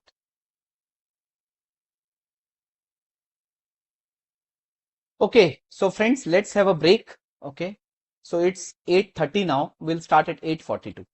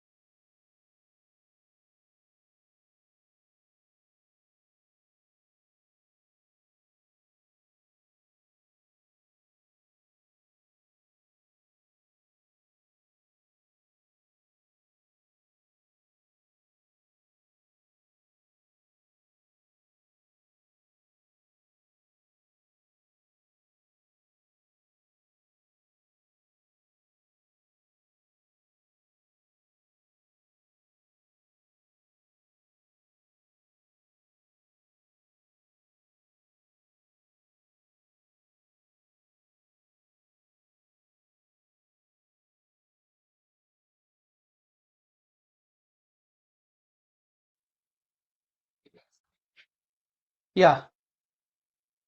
So let's discuss with the help of an example. The customer has requested the supplier to deliver the goods on credit for 18 months time. The entity had charged 50,000 rupees from the customer. The cash selling price of the goods is rupees 45,000. Determine the transaction price for the purpose of revenue recognition and also advise if this transaction contains any finance component. Tell me whether this transaction contains the finance component or not. Tell me. So what is the criteria? What is the criteria for looking at whether this transaction contains the finance component or not? What is the criteria?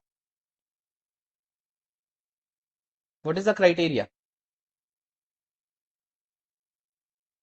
The criteria is 1 year. The difference between goods delivered and the consideration received. If the difference between the time period, right? If the difference between the time of consideration received and the time of goods delivered, it is 1 year or more. If it is beyond 1 year, then you can say that the significant finance component exists. If there is a difference between the time of consideration, let me write this with the bold, time of consideration received and transfer of control of goods and transfer of goods and services for more than 1 year, for more than 1 year, for more than 1 year, then only you can say that significant finance component exists. In this case, the time period is 18 months, which is more than 12 months, and hence you can say that significant finance component exists. In this case, the difference between the time of consideration and the performance obligation is more than 12 months, hence significant finance component exists. Interest is equal to consideration minus price of the goods, which is 5,000 rupees, 50 minus 45. Okay. So what is the accounting entry? Debtors account debit to revenue to interest income, right? And what is interest rate? Interest rate should be incremental borrowing rate. It should be market rate of interest. In interest rate should be incremental borrowing rate. It should be market rate of interest, right? Now, my dear friends, let's do one example from ICAI study material. Okay, shall we do that? One example from ICAI study material.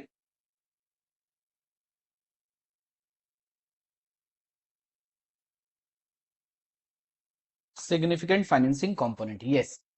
Illustration number 38. NKT Limited sells a product. NKT Limited sells a product. Okay. NKT Limited sells a product to a customer for rupees 1,21,000, that is payable 24 months after delivery. Okay. NKT Limited sells a product to a customer for 1,21,000, that is payable 24 months after delivery. Okay. The customer obtains control of the product at contract inception, that is payable 24 months after delivery. So whenever the goods are delivered, this payment will happen after 2 years. Significant finance component exists or not exist? With your limited knowledge, whatever you have learned so far, it exists or not exists? Yes, the difference between goods delivered and the consideration received is more than 1 year, it exists. Okay. The contract permits the customer to return the product within 90 days. There is a return policy also. The customer can return within 90 days. The product is new. The product is new and the entity has no relevant historical evidence for product returns or other available market evidence Okay. The product is new and the entity has no relevant historical evidence of product returns or other available market evidence. The cash selling price of the product is 1 lakh rupee, which represents the amount that the customer would pay upon delivery for the same product sold under otherwise identical terms and conditions as at contract inception. Right. So the product is new and the entity has no relevant historical evidence of product returns or other available market evidence. Okay. The cash selling price of the product is 1 lakh. If the entity would have sold, of course, the entity has sold today. If the entity would have received today, the entity would have received 1 lakh rupee. What is the cash selling price? 1 lakh. What they are getting? 1,21,000. There is a significant finance component exists because of the time period of more than 1 year. So the difference between 121 and 1 lakh, what is that? That is a finance element. That is an interest element. Means 21,000 is an interest income so far, whatever we have read. Now, which represent the amount that the customer would pay upon delivery for the same product sold under otherwise identical term and condition at contract inception. The entity's cost of the product is 80,000. Now cost of goods sold is given. Okay. The contract includes an implicit rate of interest of 10%. Why this 10% rate of interest is given? Why?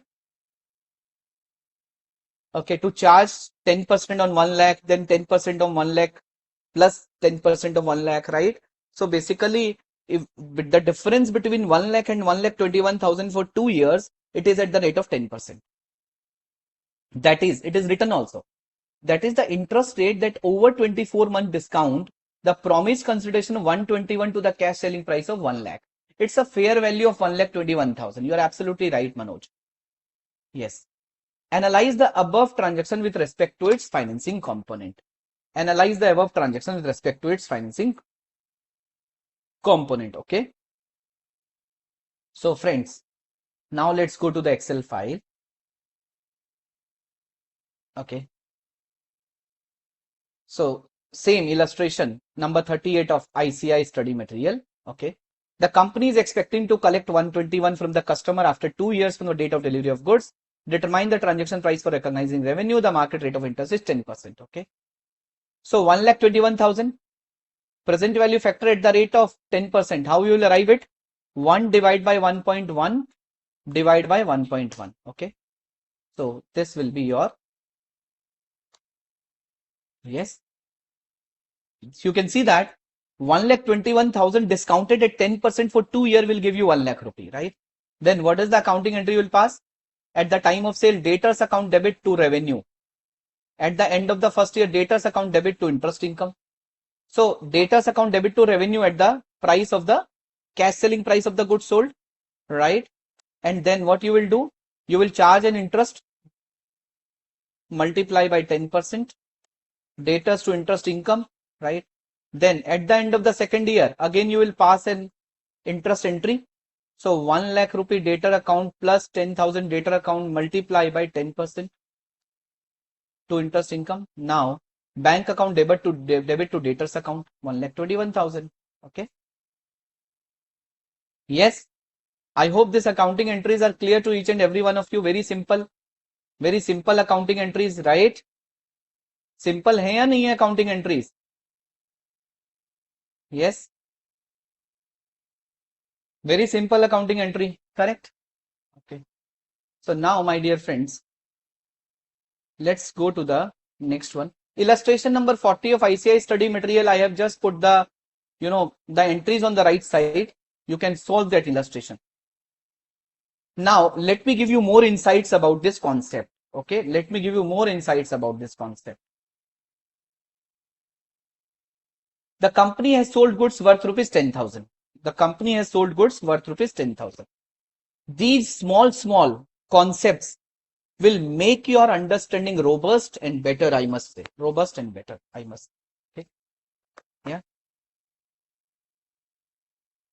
The company has sold goods worth rupees 10,000. These are 3 customer A, B, C. Okay. Assuming the consideration received is 10,000. Okay. So the customer A who is paying upfront, the customer A is paying upfront. So let me write upfront in the first case. Let me write deferred in the second case. And let me write advance in the third case. So my dear friends, customer A is paying 10,000 rupees upfront to this entity who has sold goods worth rupees 10,000. Now tell me, what is the revenue in this case? The revenue is 10,000 rupees. There is no interest, no expense. Yes or no? There is no interest income, no interest expense. Your revenue is 10,000 rupees to the extent of consideration received. Yes or no? Now, the company has sold goods worth rupees 10,000. Okay. But this customer B is paying after 1 year, deferred consideration. and customer B is paying 12,000 rupees after 1 year. Tell me, what is the revenue? What is the interest income? 10,000 is the revenue and 2,000 rupees the interest income. Yes or no? 10,000 rupees the revenue and 2,000 rupees the interest income. Yes? Agree, not agree? Yes? So this entity is paying after 1 year. Advance. Now, it comes as an advance. Customer C has paid 9,000 rupees as an advance. Okay? And customer C will take the delivery of the goods after 1 year. Customer C has paid 9,000 rupees today as an advance, and he will take the delivery of the goods worth 10,000 rupees after 1 year. So consideration 9,000, goods 10,000. Goods 10,000. Okay. So what is my revenue? My revenue will be 10,000 to the extent of fair value of the goods and services transferred. The standalone selling price of the goods and services transferred. So you'll recognize revenue of 10,000, but you have received consideration of 9,000 only. So this 1,000 will be treated as an interest expense. 1,000 will be treated as an interest expense. Okay. So paying in advance by 1 year. Paying in advance by 1 year. So Manoj, in real life, you have to take the bank rate. You have to take the incremental rate of borrowing by the companies. The companies are taking the quotation from the banks for the interest rates. Okay. It is bank rate. Is that clear? Is that clear, my dear friends? Is that clear? Not clear? With this small example, is that clear or not clear? Now, the standard has given you one more situation. Standard told you, if a company, if a customer has given an advance to secure the customer order, to secure the order. Do you know, in your real life, if a new car will launch, Mahindra XUV 700. Have you heard about Mahindra XUV 700? When this Mahindra XUV 700 was launched, there was a huge waiting going on for that car. When the Tata Nano was launched, there was a huge waiting which was going on for that car. And you know what these companies were doing? These companies were taking the orders. These companies were taking the orders, and then these companies start the production. So a customer has given 50,000 rupees to secure the order of Mahindra XUV 700, right? And this car will be delivered to him after 1 year. In this case, tell me whether significant financing component exists. Sir, you told that if the consideration received and the goods delivered, if the time period difference is more than 1 year, you will say that you have said that yes, it exists, right? My dear friends, standard has given you the exception. The standard has given you the exception. What is the exception? No, it is not the value is small. No, the standard has told if the customer has given the advance, or if the business model is just like that, say that the significant financing component exists, right? In that case, it will not be significant financing component. Now, another example is, for example, Saminathan has got the construction of the house. Okay. He has paid 50 lakh rupee. Okay. So the contract is for 50 lakh rupee. The contract is for 50 lakh rupee. Now, he told the contractor, see, I spent 50 lakh rupee and I have paid 50 lakh rupee. So while the contract amount was 50 lakh rupee, but the 10% I'll keep as a retention money with him. And I will pay you this 5 lakh rupee, which is 10% of the 50 lakh rupee. I will pay you after 1 year if my house is in the right condition. If my electrical fittings, my sanitary fittings, my wall, my furniture, if everything will be all right, I will release your 5 lakh rupee, which is as a retention amount. So the contractor company, which has delivered the goods today, they got 45 lakh rupee, but 5 lakh rupee they will receive after 1 year. So in this case, will you say that the significant financing component exists? Answer is no. So if money has been retained, if money has been paid even after 1 year for the purpose of ensuring the quality, for the purpose of ensuring the quality, in that case it will not be considered as a significant financing component, right? Okay, is that clear? Okay, is that clear? Yeah, I hope it is clear to all of you, my dear friends. Yes. Okay. Yeah. So if it is not because of securing the order, if it is not because of, ensuring the quality, but otherwise without any reason, if the money has been received or money will be received and the difference is more than 1 year, then you can say that significant financing component exists. So like if you see this question, if a customer is paying in advance to secure the order, whether it will tantamount to significant financing component for the entity. Example, Mr. Ram wants to buy Mahindra XUV 700 and he pays a booking amount of 50,000. The car will be delivered after 1 year. Answer, there will not be element of significant financing component. Okay. Then second question, Mr. Ram has hold 5% as a retention money of the contractor to ensure some quality related obligation. If the quality is up to the mark, the same will be repaid after 1 year. In this case also, there will not be any element of significant financing component, right? I hope it is clear to each and every one of you. Is that clear or not clear? Please tell me. Is it clear or clear? Clear? Clear in mind? Manoj, clear in mind? Yes, Manoj. Ravinder, what is not clear? Ravinder, please let me know what is not clear. Which area I should repeat, Ravinder? So let me summarize this entire significant financing component, right? Friends, so the idea is, you know that this significant financing component, which is more like an interest component, okay? You know that, you understand that the interest income or interest expense, it is a other income and like other expense. It is different from revenue. So why this concept came into Ind AS 115?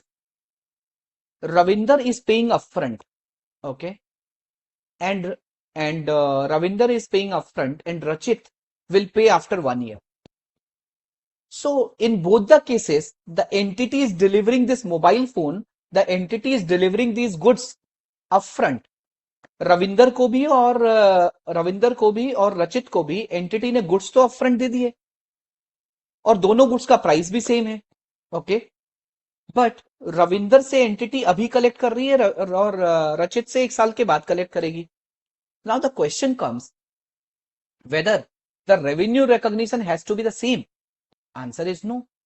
If the company is collecting from the customers after 1 year, in a way, company is funding to those customers, right? So for example, Ravinder, you went to buy a car and of course you have to get the car today only. So you asked what is the price of this car? The shopkeeper told, the vendor told, the showroom dealer told that 10 lakh rupee. So you will pay upfront 10 lakh rupee and you will come back with the car. Second example, second scenario. You will go and you will say, I will pay after 1 year. So the dealer will say, okay, I will charge 10% rate of interest and you have to pay me 11 lakh rupee. Okay. So you have to pay him 11 lakh rupee. So what is the revenue? Revenue is 10 lakh rupee only. 1 lakh rupee, the dealer is funding you. If the dealer would not have funded you and you are in urgent need of the car, you will take a loan from ICICI Bank, ICICI car loan, right? You will take a ICICI car loan, okay? And in that case, the ICICI will pay you upfront, means through the loan, the bank will pay to the dealer will get the settlement. Now you have to pay to the ICICI Bank. and you have to pay the interest to ICICI Bank. So whenever there is a significant financing component exists, and why standard talks about significant financing component? Because because at times there is a 2 months credit period, there are 3 months credit period, there are 6 months credit period. So standard says these are in the normal commercial parlance, right? These are not the significant financing component.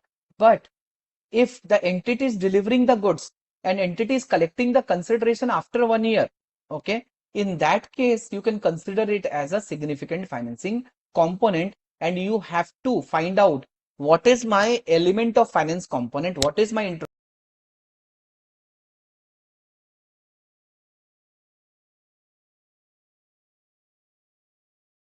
in progress. 90,000 rupees, customer को 10,000 rupees का discount. Example, these are the three examples. Okay. If a customer is paying upfront as per the normal credit terms, so whatever we are getting, that is a revenue. Okay. Now after 2 years, okay, so but you are recognizing a revenue of 10,000. So what is the differential is interest expenses, and I have shown you, if you will see, I have shown you also in this example the P&L impact. If you see the P&L impact, I have shown you also. Okay, revenue, interest cost, net impact.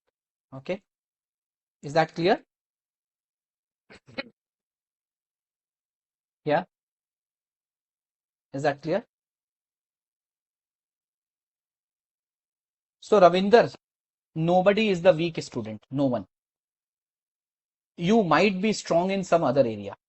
Okay, so no one is weak, I must say. It requires more and more and more and more practice.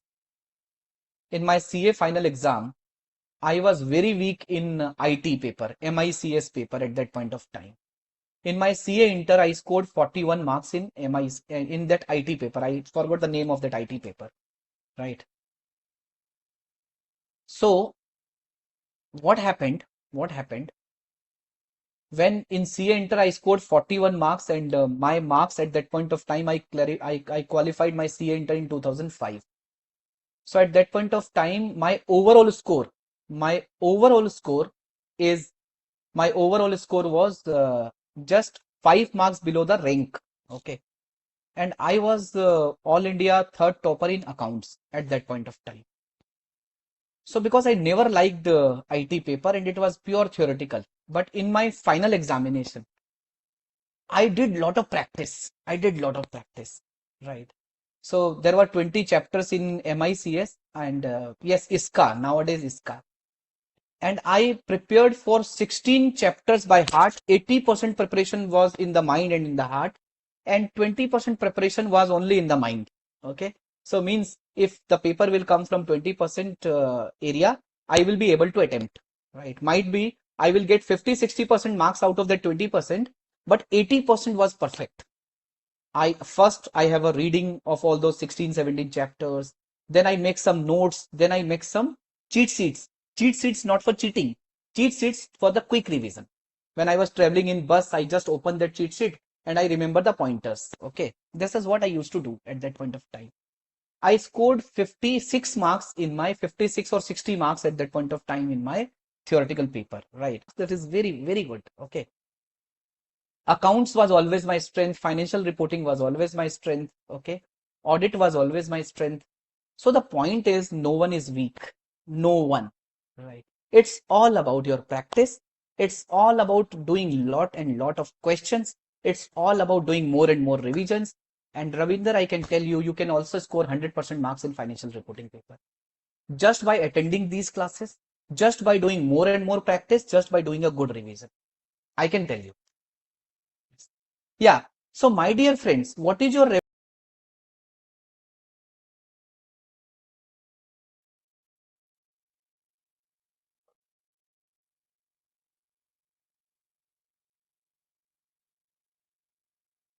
cash concern? 50,000 you will recognize. भाई revenue तो उतना ही recognise करेंगे ना जितना पैसा आया है. Revenue तो उतना ही रिकॉग्नाइज करोगे जितना पैसा आया है.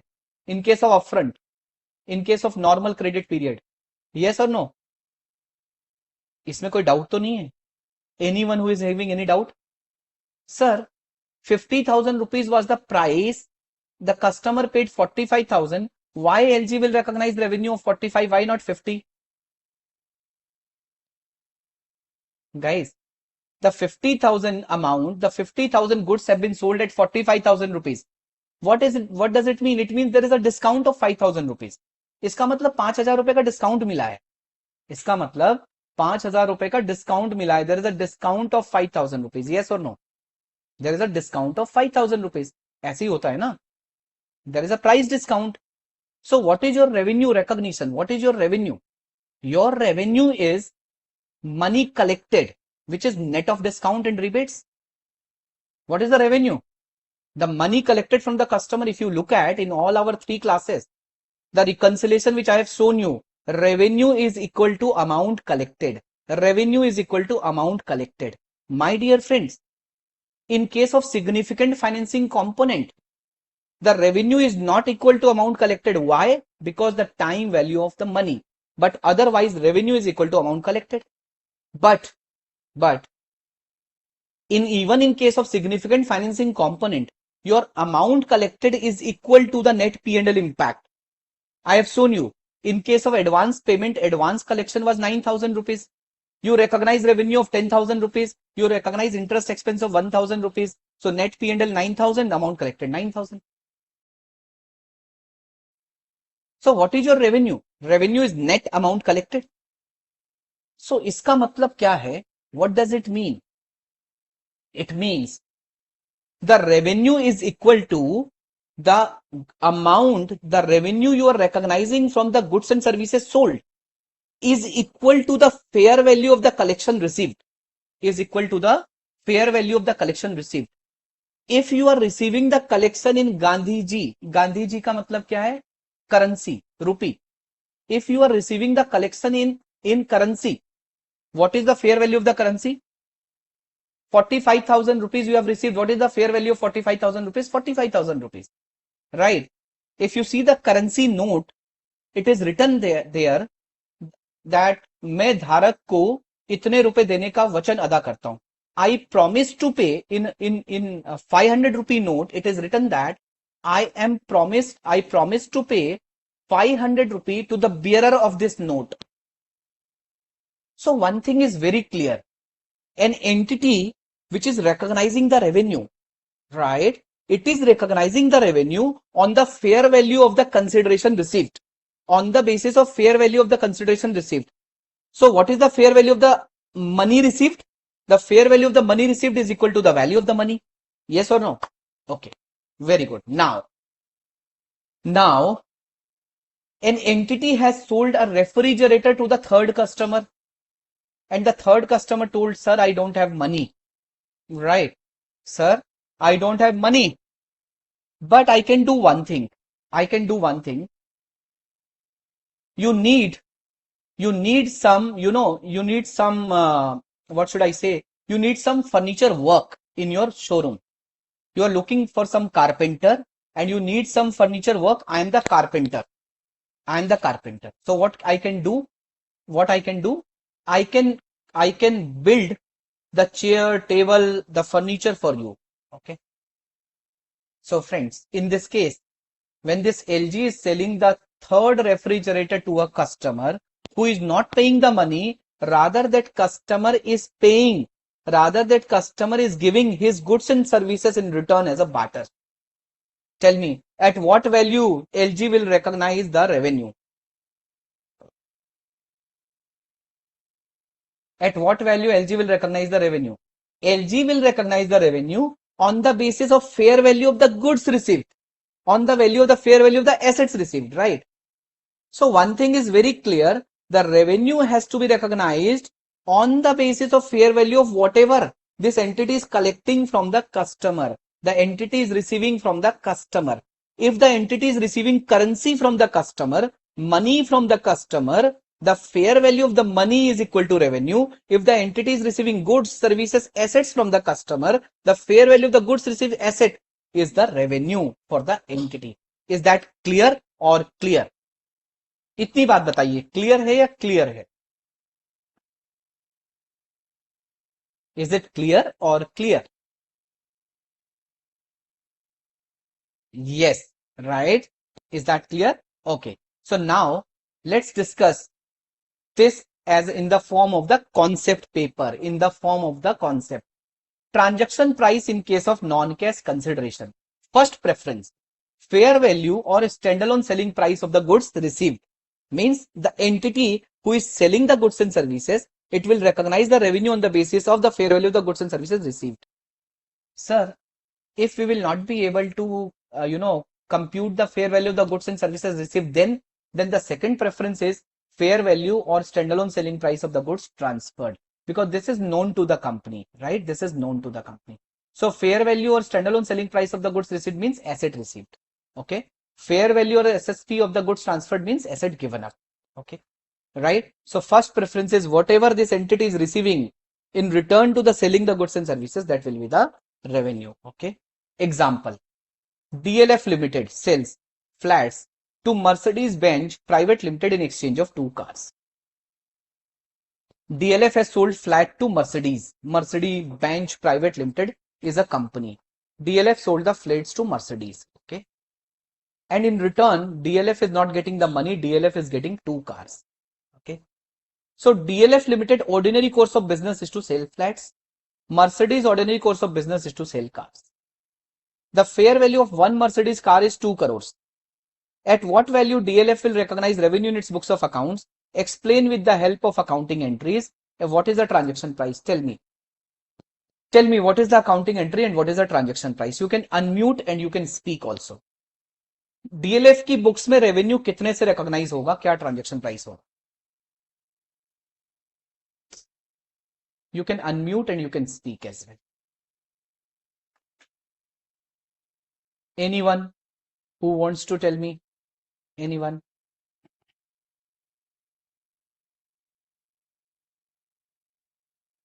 Tell me first of all, what DLF is getting? Mercedes is a customer of DLF. What DLF is getting? Cars. How many cars for one flat? 2 cars for one flat. 2 cars for one flat. What is the fair value of the car received? Yes, Manish, you are absolutely right. The fair value of the 2 Mercedes car is 4 crore rupees. Okay. Because one Mercedes value is 2 crore rupees. So the accounting entry is cars account debit. This car is a PPE for DLF. Car account debit to revenue account, being revenue recognized at the fair value of goods received. And of course, the second entry is cost of goods sold to inventory in the books of the DLF. The cost of goods sold to inventory with the cost of the flat. Okay. Now, assuming the fair value of the car is not determinable or not given in the question, but DLF sells such flats to other customer for rupees 1.5 crore for each flat. At what value DLF will recognize the revenue? The fair value of the asset received is not known. किस value पे recognise करेंगे revenue? It has to be at the fair value of the goods transferred, given up. Okay. Cars account debit to revenue. Cars account debit to revenue 1.5 crore and the cost of goods sold to inventory. Right? Is that clear? Not clear? Please tell me. Clear है या clear है? Is it clear or clear? Clear in mind? Okay, very good. Very good. Yes. So now let me show you. Yes. Let me take and discuss some questions from ICAI study material. An entity, I hope illustration number 48 is visible to all of you. Is it visible? Not visible? Visible. Okay. An entity enters into a contract. An entity enters into a contract with a customer to provide a weekly service for 1 year. Okay. The contract is signed on 1st April 20x1 and work begins immediately. The entity concludes that the service is a single performance obligation. So this entity enters into a contract with the customer to provide weekly service, like weekly cleaning service, okay, or any weekly service, okay. And this entity concludes it is a single performance obligation, means These services are distinct. Okay, it's a series of services. It's a single performance obligation. So this is a single performance obligation. This is because the entity is providing a series of distinct services which are substantially the same and have the same pattern of transfer. The service transfer to the customer over time and use the same method to measure progress, which is a time-based measure of progress, like security guard service, bookkeeping service, cleaning service, newspaper service. Okay. In exchange for the service, the customer promises its 100 equity shares per week of the service. So this customer is not paying the money. This customer is paying 100 equity shares every week, right? Teaching service also, yes. So this customer is paying 100 equity shares per week of the service, a total of 5200 shares for the contract. A total of 5200 shares for the contract. The terms in the contract require that the share must be paid upon the successful completion of each week of service, right? And this shares has to be issued every week end. Okay. How should the entity decide the transaction price? Tell me. In this case, the entity is not getting the money, the entity is getting the equity shares. So how the entity will recognize the revenue? You are absolutely right, Manish. It is fair value of the shares received. The entity measure its progress towards complete satisfaction of the performance obligation as each week of service is complete. To determine the transaction price and amount of revenue to be recognized, the entity has to measure the fair value of 100 shares that are received upon completion of each weekly service. The entity shall not reflect any subsequent changes in the fair value of the shares received or receivable in revenue. Right? Clear? Okay. Next question. Okay. Production company Y sells a television show to television company X. So there is a production company, for example, Dharma Production, right? Rajshri Production. What they are doing, they are selling their movies to the PVR Inox, right? ये लोग क्या करते हैं? So Dhurandhar, Batwara. Have you seen this Batwara movie? Yes. Have you seen Operation Safed Sagar on Netflix? Have you seen that Operation Safed Sagar? अभी recently आपने कोई web series देखी? Operation Safed Sagar देखा आपने? Web series? So the producer of this Operation Safed Sagar, he has sold the rights to the Netflix to broadcast that web series. Okay. So students are saying, sir, nahi dekhi. Because we were preparing for our exam. That is why we are not wasting our time. Very good. Yes. So production company Y sells a television show to television company X. Okay. Yes, you're absolutely right, Manish. Exam is first. Okay. So the consideration under the arrangement is a fixed amount of 1000 rupee and 100 advertising slots. So this television company X, this production company who has sold the television show to television company X, what they are getting, they are getting. So basically, this production company, as a consideration of selling this show, they are getting 1000 rupees fixed price and 100 advertising slots. Okay. Means cash consideration of 1000 rupees and non-cash consideration in the form of 1000 advertisement slots. Y determines that the standalone selling price of the show would be 1500 rupee. Y determine that the standalone selling price of the show should be 1500 rupee. Right. So the company who is selling the show is saying that my show fair value is 1500 rupee and the consideration received is 1000 rupees plus 100 advertising slots. Based on the market rate, Y determine that the fair value of the advertising slot is 600 rupee. Determine the transaction price. Tell me what will be the transaction price. So in this case, what will be the transaction price? Transaction price is equal to fixed consideration in the form of money plus fair value of the non-cash consideration. Fair value of the 100 advertising slots. What is the fair value of 100 advertising slots? कितनी fair value है 100 advising slots की? कितनी है fair value? It is 600 rupee. And what is the fixed consideration? 1000 rupees. 1000 plus 600, 1600 rupee. So Y determines that the transaction price is 1600 rupee. How come this 1600 came? Comprising of 1000 fixed amount plus the fair value of advertising slot, which is 600 rupee. Okay, 1600 rupee. If the fair value of the advertising slots could not be reasonably estimated, then the transaction would be 1500 rupee, right? Because the fair value of the goods given up is given 1500 rupee. So 1000 rupees money received and 500 will be the fair value of this advertising slots. But here the fair value of the non-cash consideration is given. So we will take that as a first preference.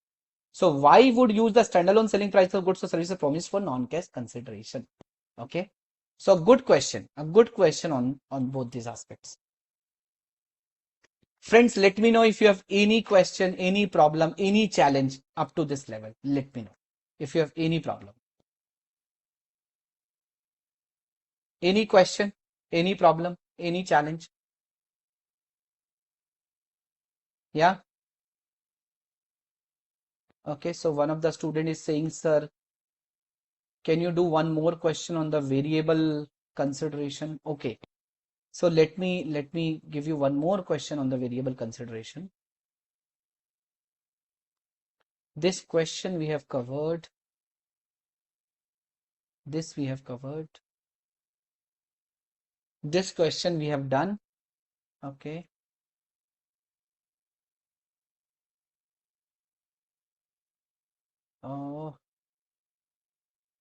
This question we have covered. We have covered a lot of questions on this. Yes.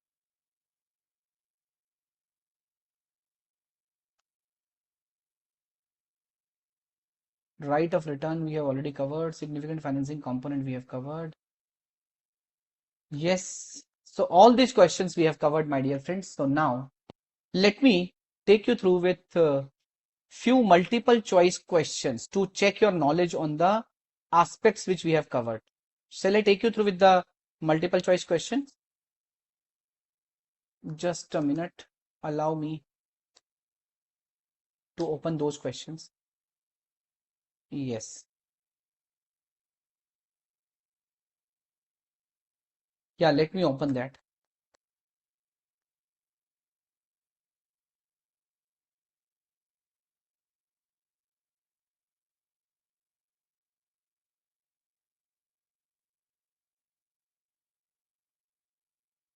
So,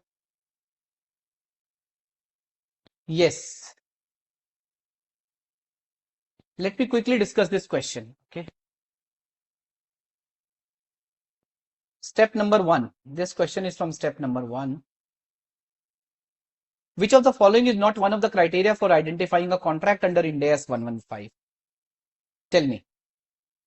Which is the criteria? Which of the following not the criteria? The parties have approved the contract. Each party's rights regarding the goods and services are identifiable. The contract has a fixed consideration. It is probable that the entity will collect the consideration. What is not the criteria? Guys, tell me quickly. This is a good opportunity to revise. So Manish, I will answer your question.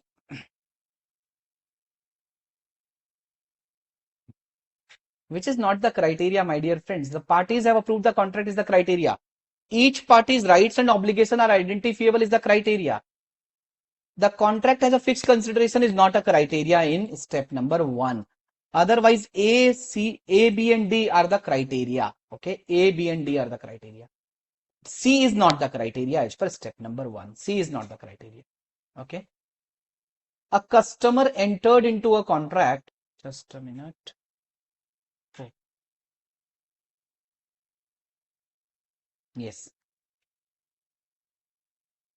A customer entered into a contract with an entity, but the parties can each terminate the contract at any time without compensating the other party.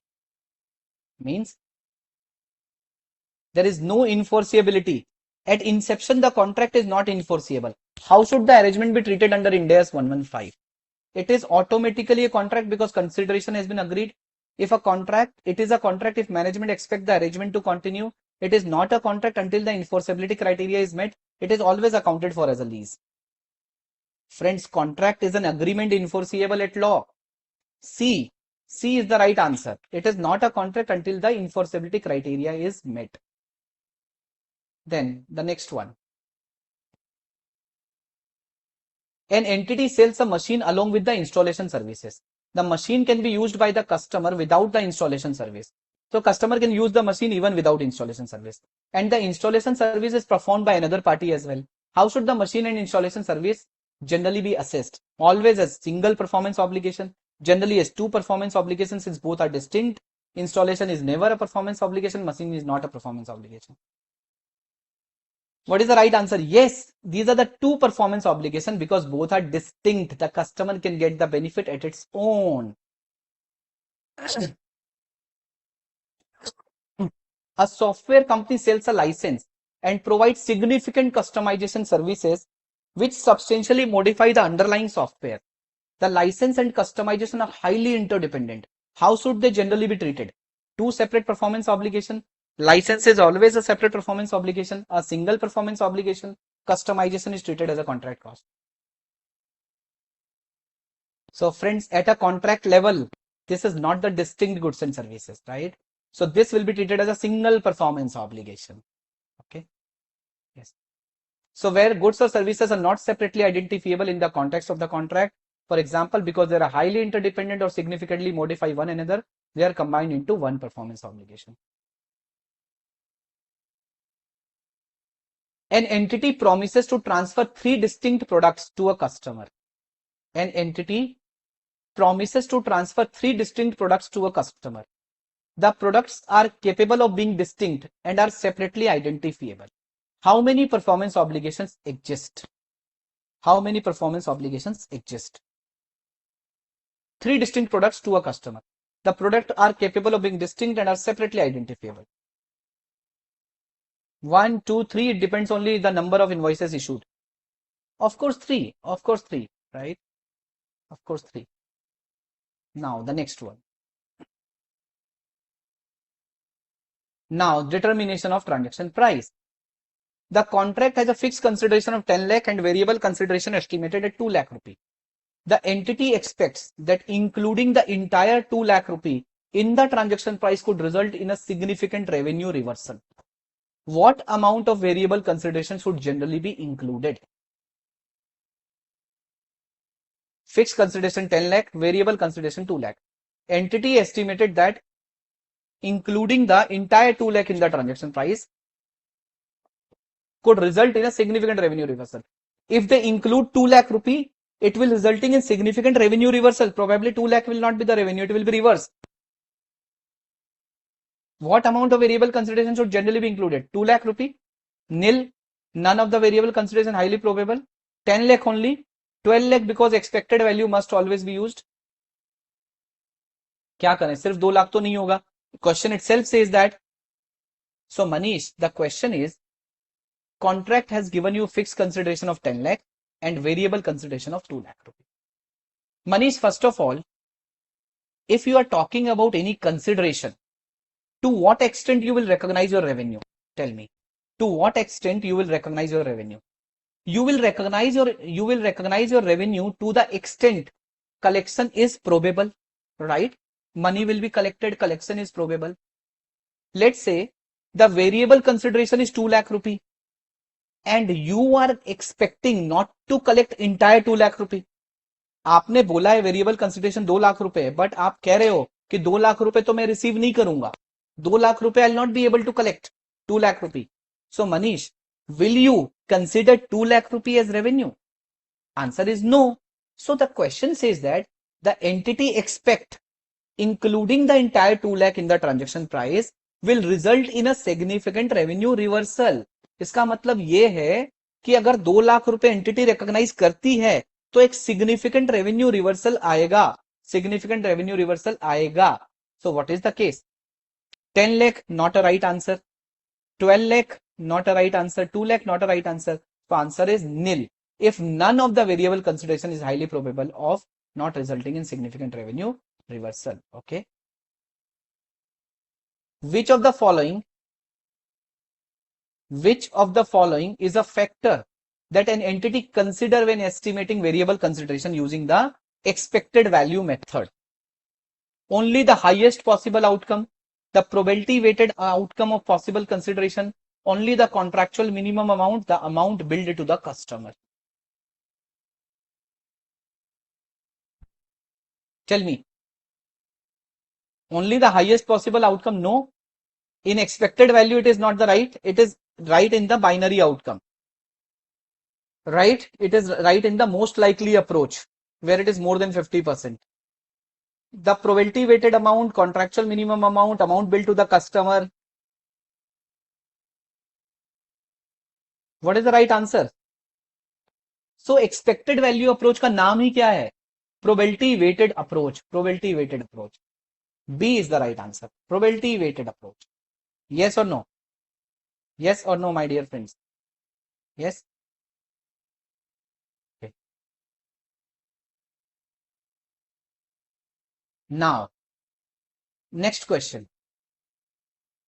A contract contains a significant financing component. Which of the following is the primary objective of adjusting the promised consideration? To increase reported revenue, to reflect the effect of financing separately from revenue, to eliminate variable consideration, to recognize revenue only when cash is received.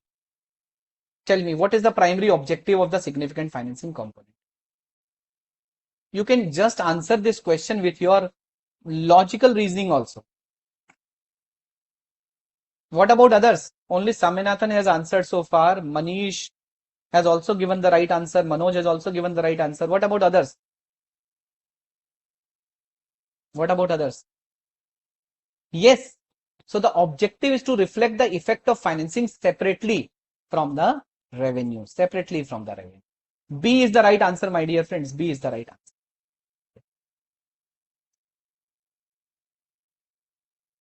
Now, next question. An entity sells goods for rupees 1 lakh and provides a 10,000 rupees discount if the customer achieved a specified volume target. Based on the historical experience, the entity expects the customer to achieve the target. How should the discount generally be considered in determining the transaction price upfront? The transaction price has to be estimated upfront. Ignore the discount until the customer achieve the target. Sir अगर ऐसा होता तो variable consideration की तो बात ही नहीं होती, फिर तो एक्चुअली होता सब, right? Why variable consideration came into the picture? Variable consideration came into the picture because the transaction price has to be estimated at inception. The transaction price has to be estimated at the inception. Okay, right? So friends, ignore the discount until the customer achieves the target, right? Include 1 lakh rupee as a transaction price in all circumstances. Estimate the variable consideration and apply the constant. Recognize the 10,000 discount as an expense. What is the right answer? Friends, are you recognizing discount as an expense? Are you recognizing discount as an expense, friends? You have to recognize the revenue to the extent of transaction price. What is a transaction price? Which you expect to collect. Ignore the discount until the customer achieves the target is not the right.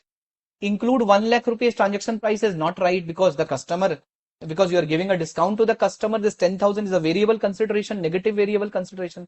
So you have to estimate the variable consideration and apply the constant. Apply the constants means whatever constraints are there, whatever the problems are there, you have to consider those and then you need to determine the transaction price. So in this case, 90,000 will be the transaction price. Okay. So volume discount represent variable consideration. The entity estimate the amount of consideration to which it expects to be entitled and applies the variable consideration constraints. Okay. Shilpa ma'am, are you there?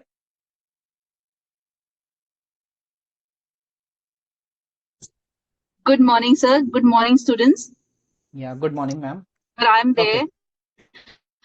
Students, Okay, sorry, I won't be able to open my video, but I'm there, sir. Sir, I'll just address the students. Huh? Okay, no problem, ma'am. So I'll take the last question. Okay.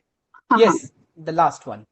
An entity receives 12 lakh rupee upfront from a customer, upfront from a customer for goods that will be transferred after 6 months. Oh, 6 months की बात हो रही है. Yes. So we discussed about 1 year today. So an entity received 12 lakh rupees upfront from a customer for goods that will be transferred after 6 months.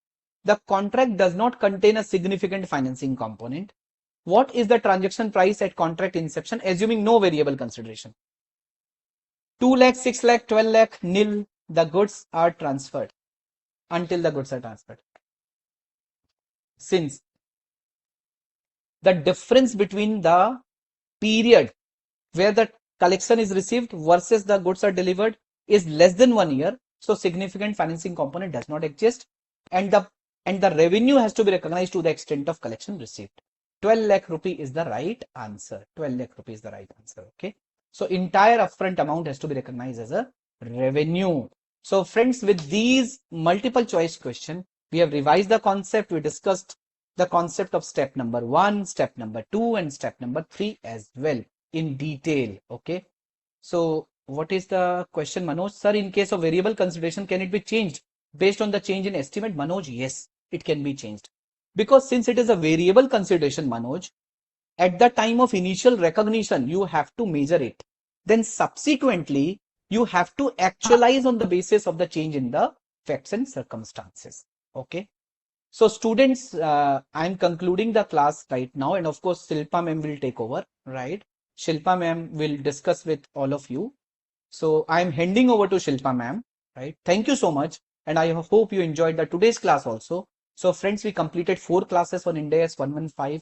In the next 2 classes, we will be covering this, the last concept of step number 3, and we'll be covering step number 4, 5, and the other aspects of Ind AS 115. Yeah, Shilpa ma'am, over to you. Thank you. Okay, sir. Thank you. Okay, Thank ma'am. you, sir. And students, good morning, everyone. So, sir, thank you, sir, for your session. Students, hope you are taking hold of this standard, because this standard is quite big and it's technical also, but still, sir's understanding and explanation would have definitely made it very simpler to you and very easy also. Besides that, students, I would also request everybody that those students who have still not filled the feedback form for the for revision in the course,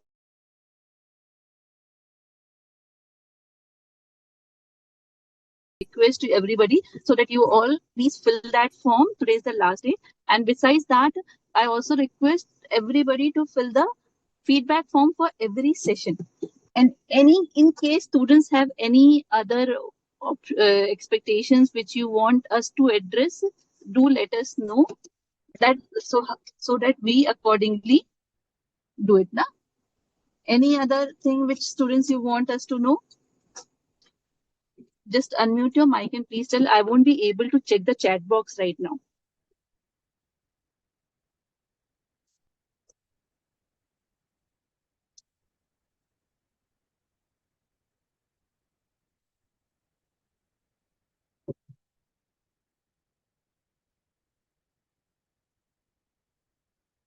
Hello. Okay, I have to see the chat box. Just a minute, beta. Okay. Very nice explanation by sir, and good one, Manish. Any others? Ravinder, have you joined that WhatsApp group yet, or is still your joining is pending?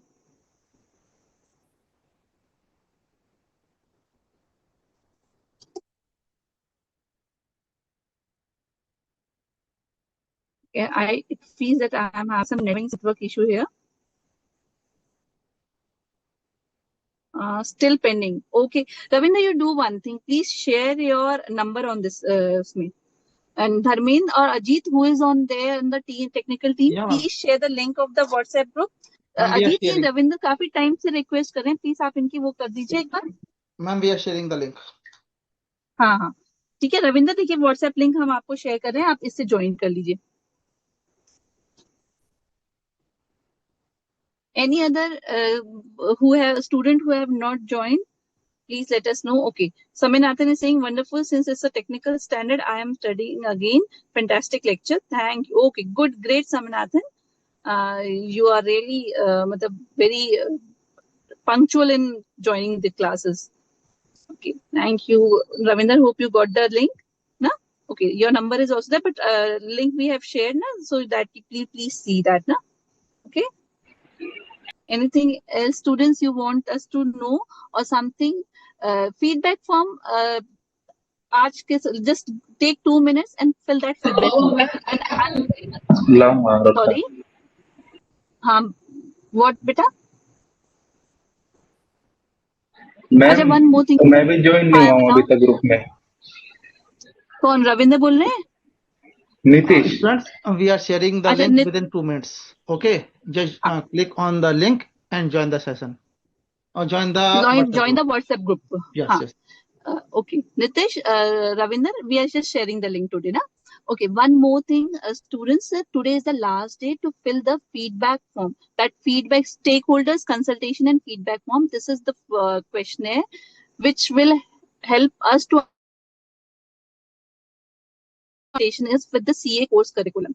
So those students who have not filled, CA final students are eligible to fill this form. Even CA other students, level students can fill under the category of other.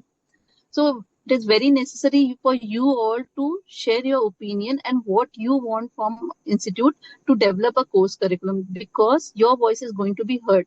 We are getting good feedback from CA final students regarding this scheme. So the majority, whatever is considered. So we all request everybody once again, today is the last day to fill that form. In case you have not filled, please fill it. So just let me know who have not filled it here. You can unmute and tell me. Let me see the participants. Manish, Nitish, Rachit, Ravinder, Saminathan, have you filled that feedback form? Yeah, Manish? Ma'am, in the feedback form, one question is, are you aware of the process to escalate issues to the BOS? So what is the meaning of this process to escalate Means, issues? do you know the mail IDs or the contact details of Board of Studies from where you can resolve your queries, any problem you have, or the guide help? We also have institute has also issued a helpline, grievance helpline also there. Besides that, for with respect to your academic inputs, we have one mail ID, bosnoida@icai.in. Besides that, we also have respective subject faculties mail ID also given on in the advisory of the BOS Knowledge Portal. From there, you can contact us. You will have the landline number also. You'll have the mail ID where you can post your queries and get it resolved. So, are you aware of those things? That's the question we are. Escalation means just you can put forward your queries.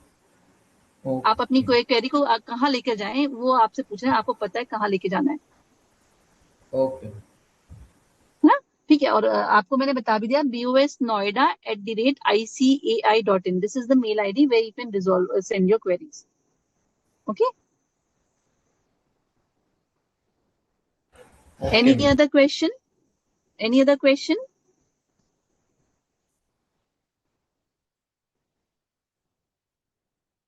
A student, any other question? Because we still have time. It's 9:53. We still have time. In case you have any query, you can let us know and I'm there to resolve it. अगर आपकी कोई query नहीं है, आपका कोई suggestion, and in case you have any suggestion, you want anything to be brought in, any new feature to be brought in by Board of Studies, any new support or hand holding you want Board of Studies to bring in, you just let us know. Okay, who has raised the hand? No. It was mine only. Okay, you got the link, Ravinder and Nitish?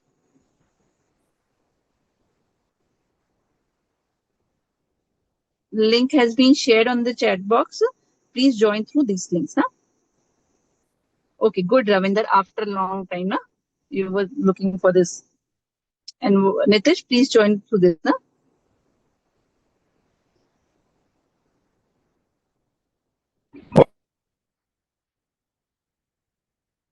Rachit, do you have any query? You want to say something regarding these classes, regarding your expectations, regarding study material, or any other technical issues you are facing with respect to your CA journey?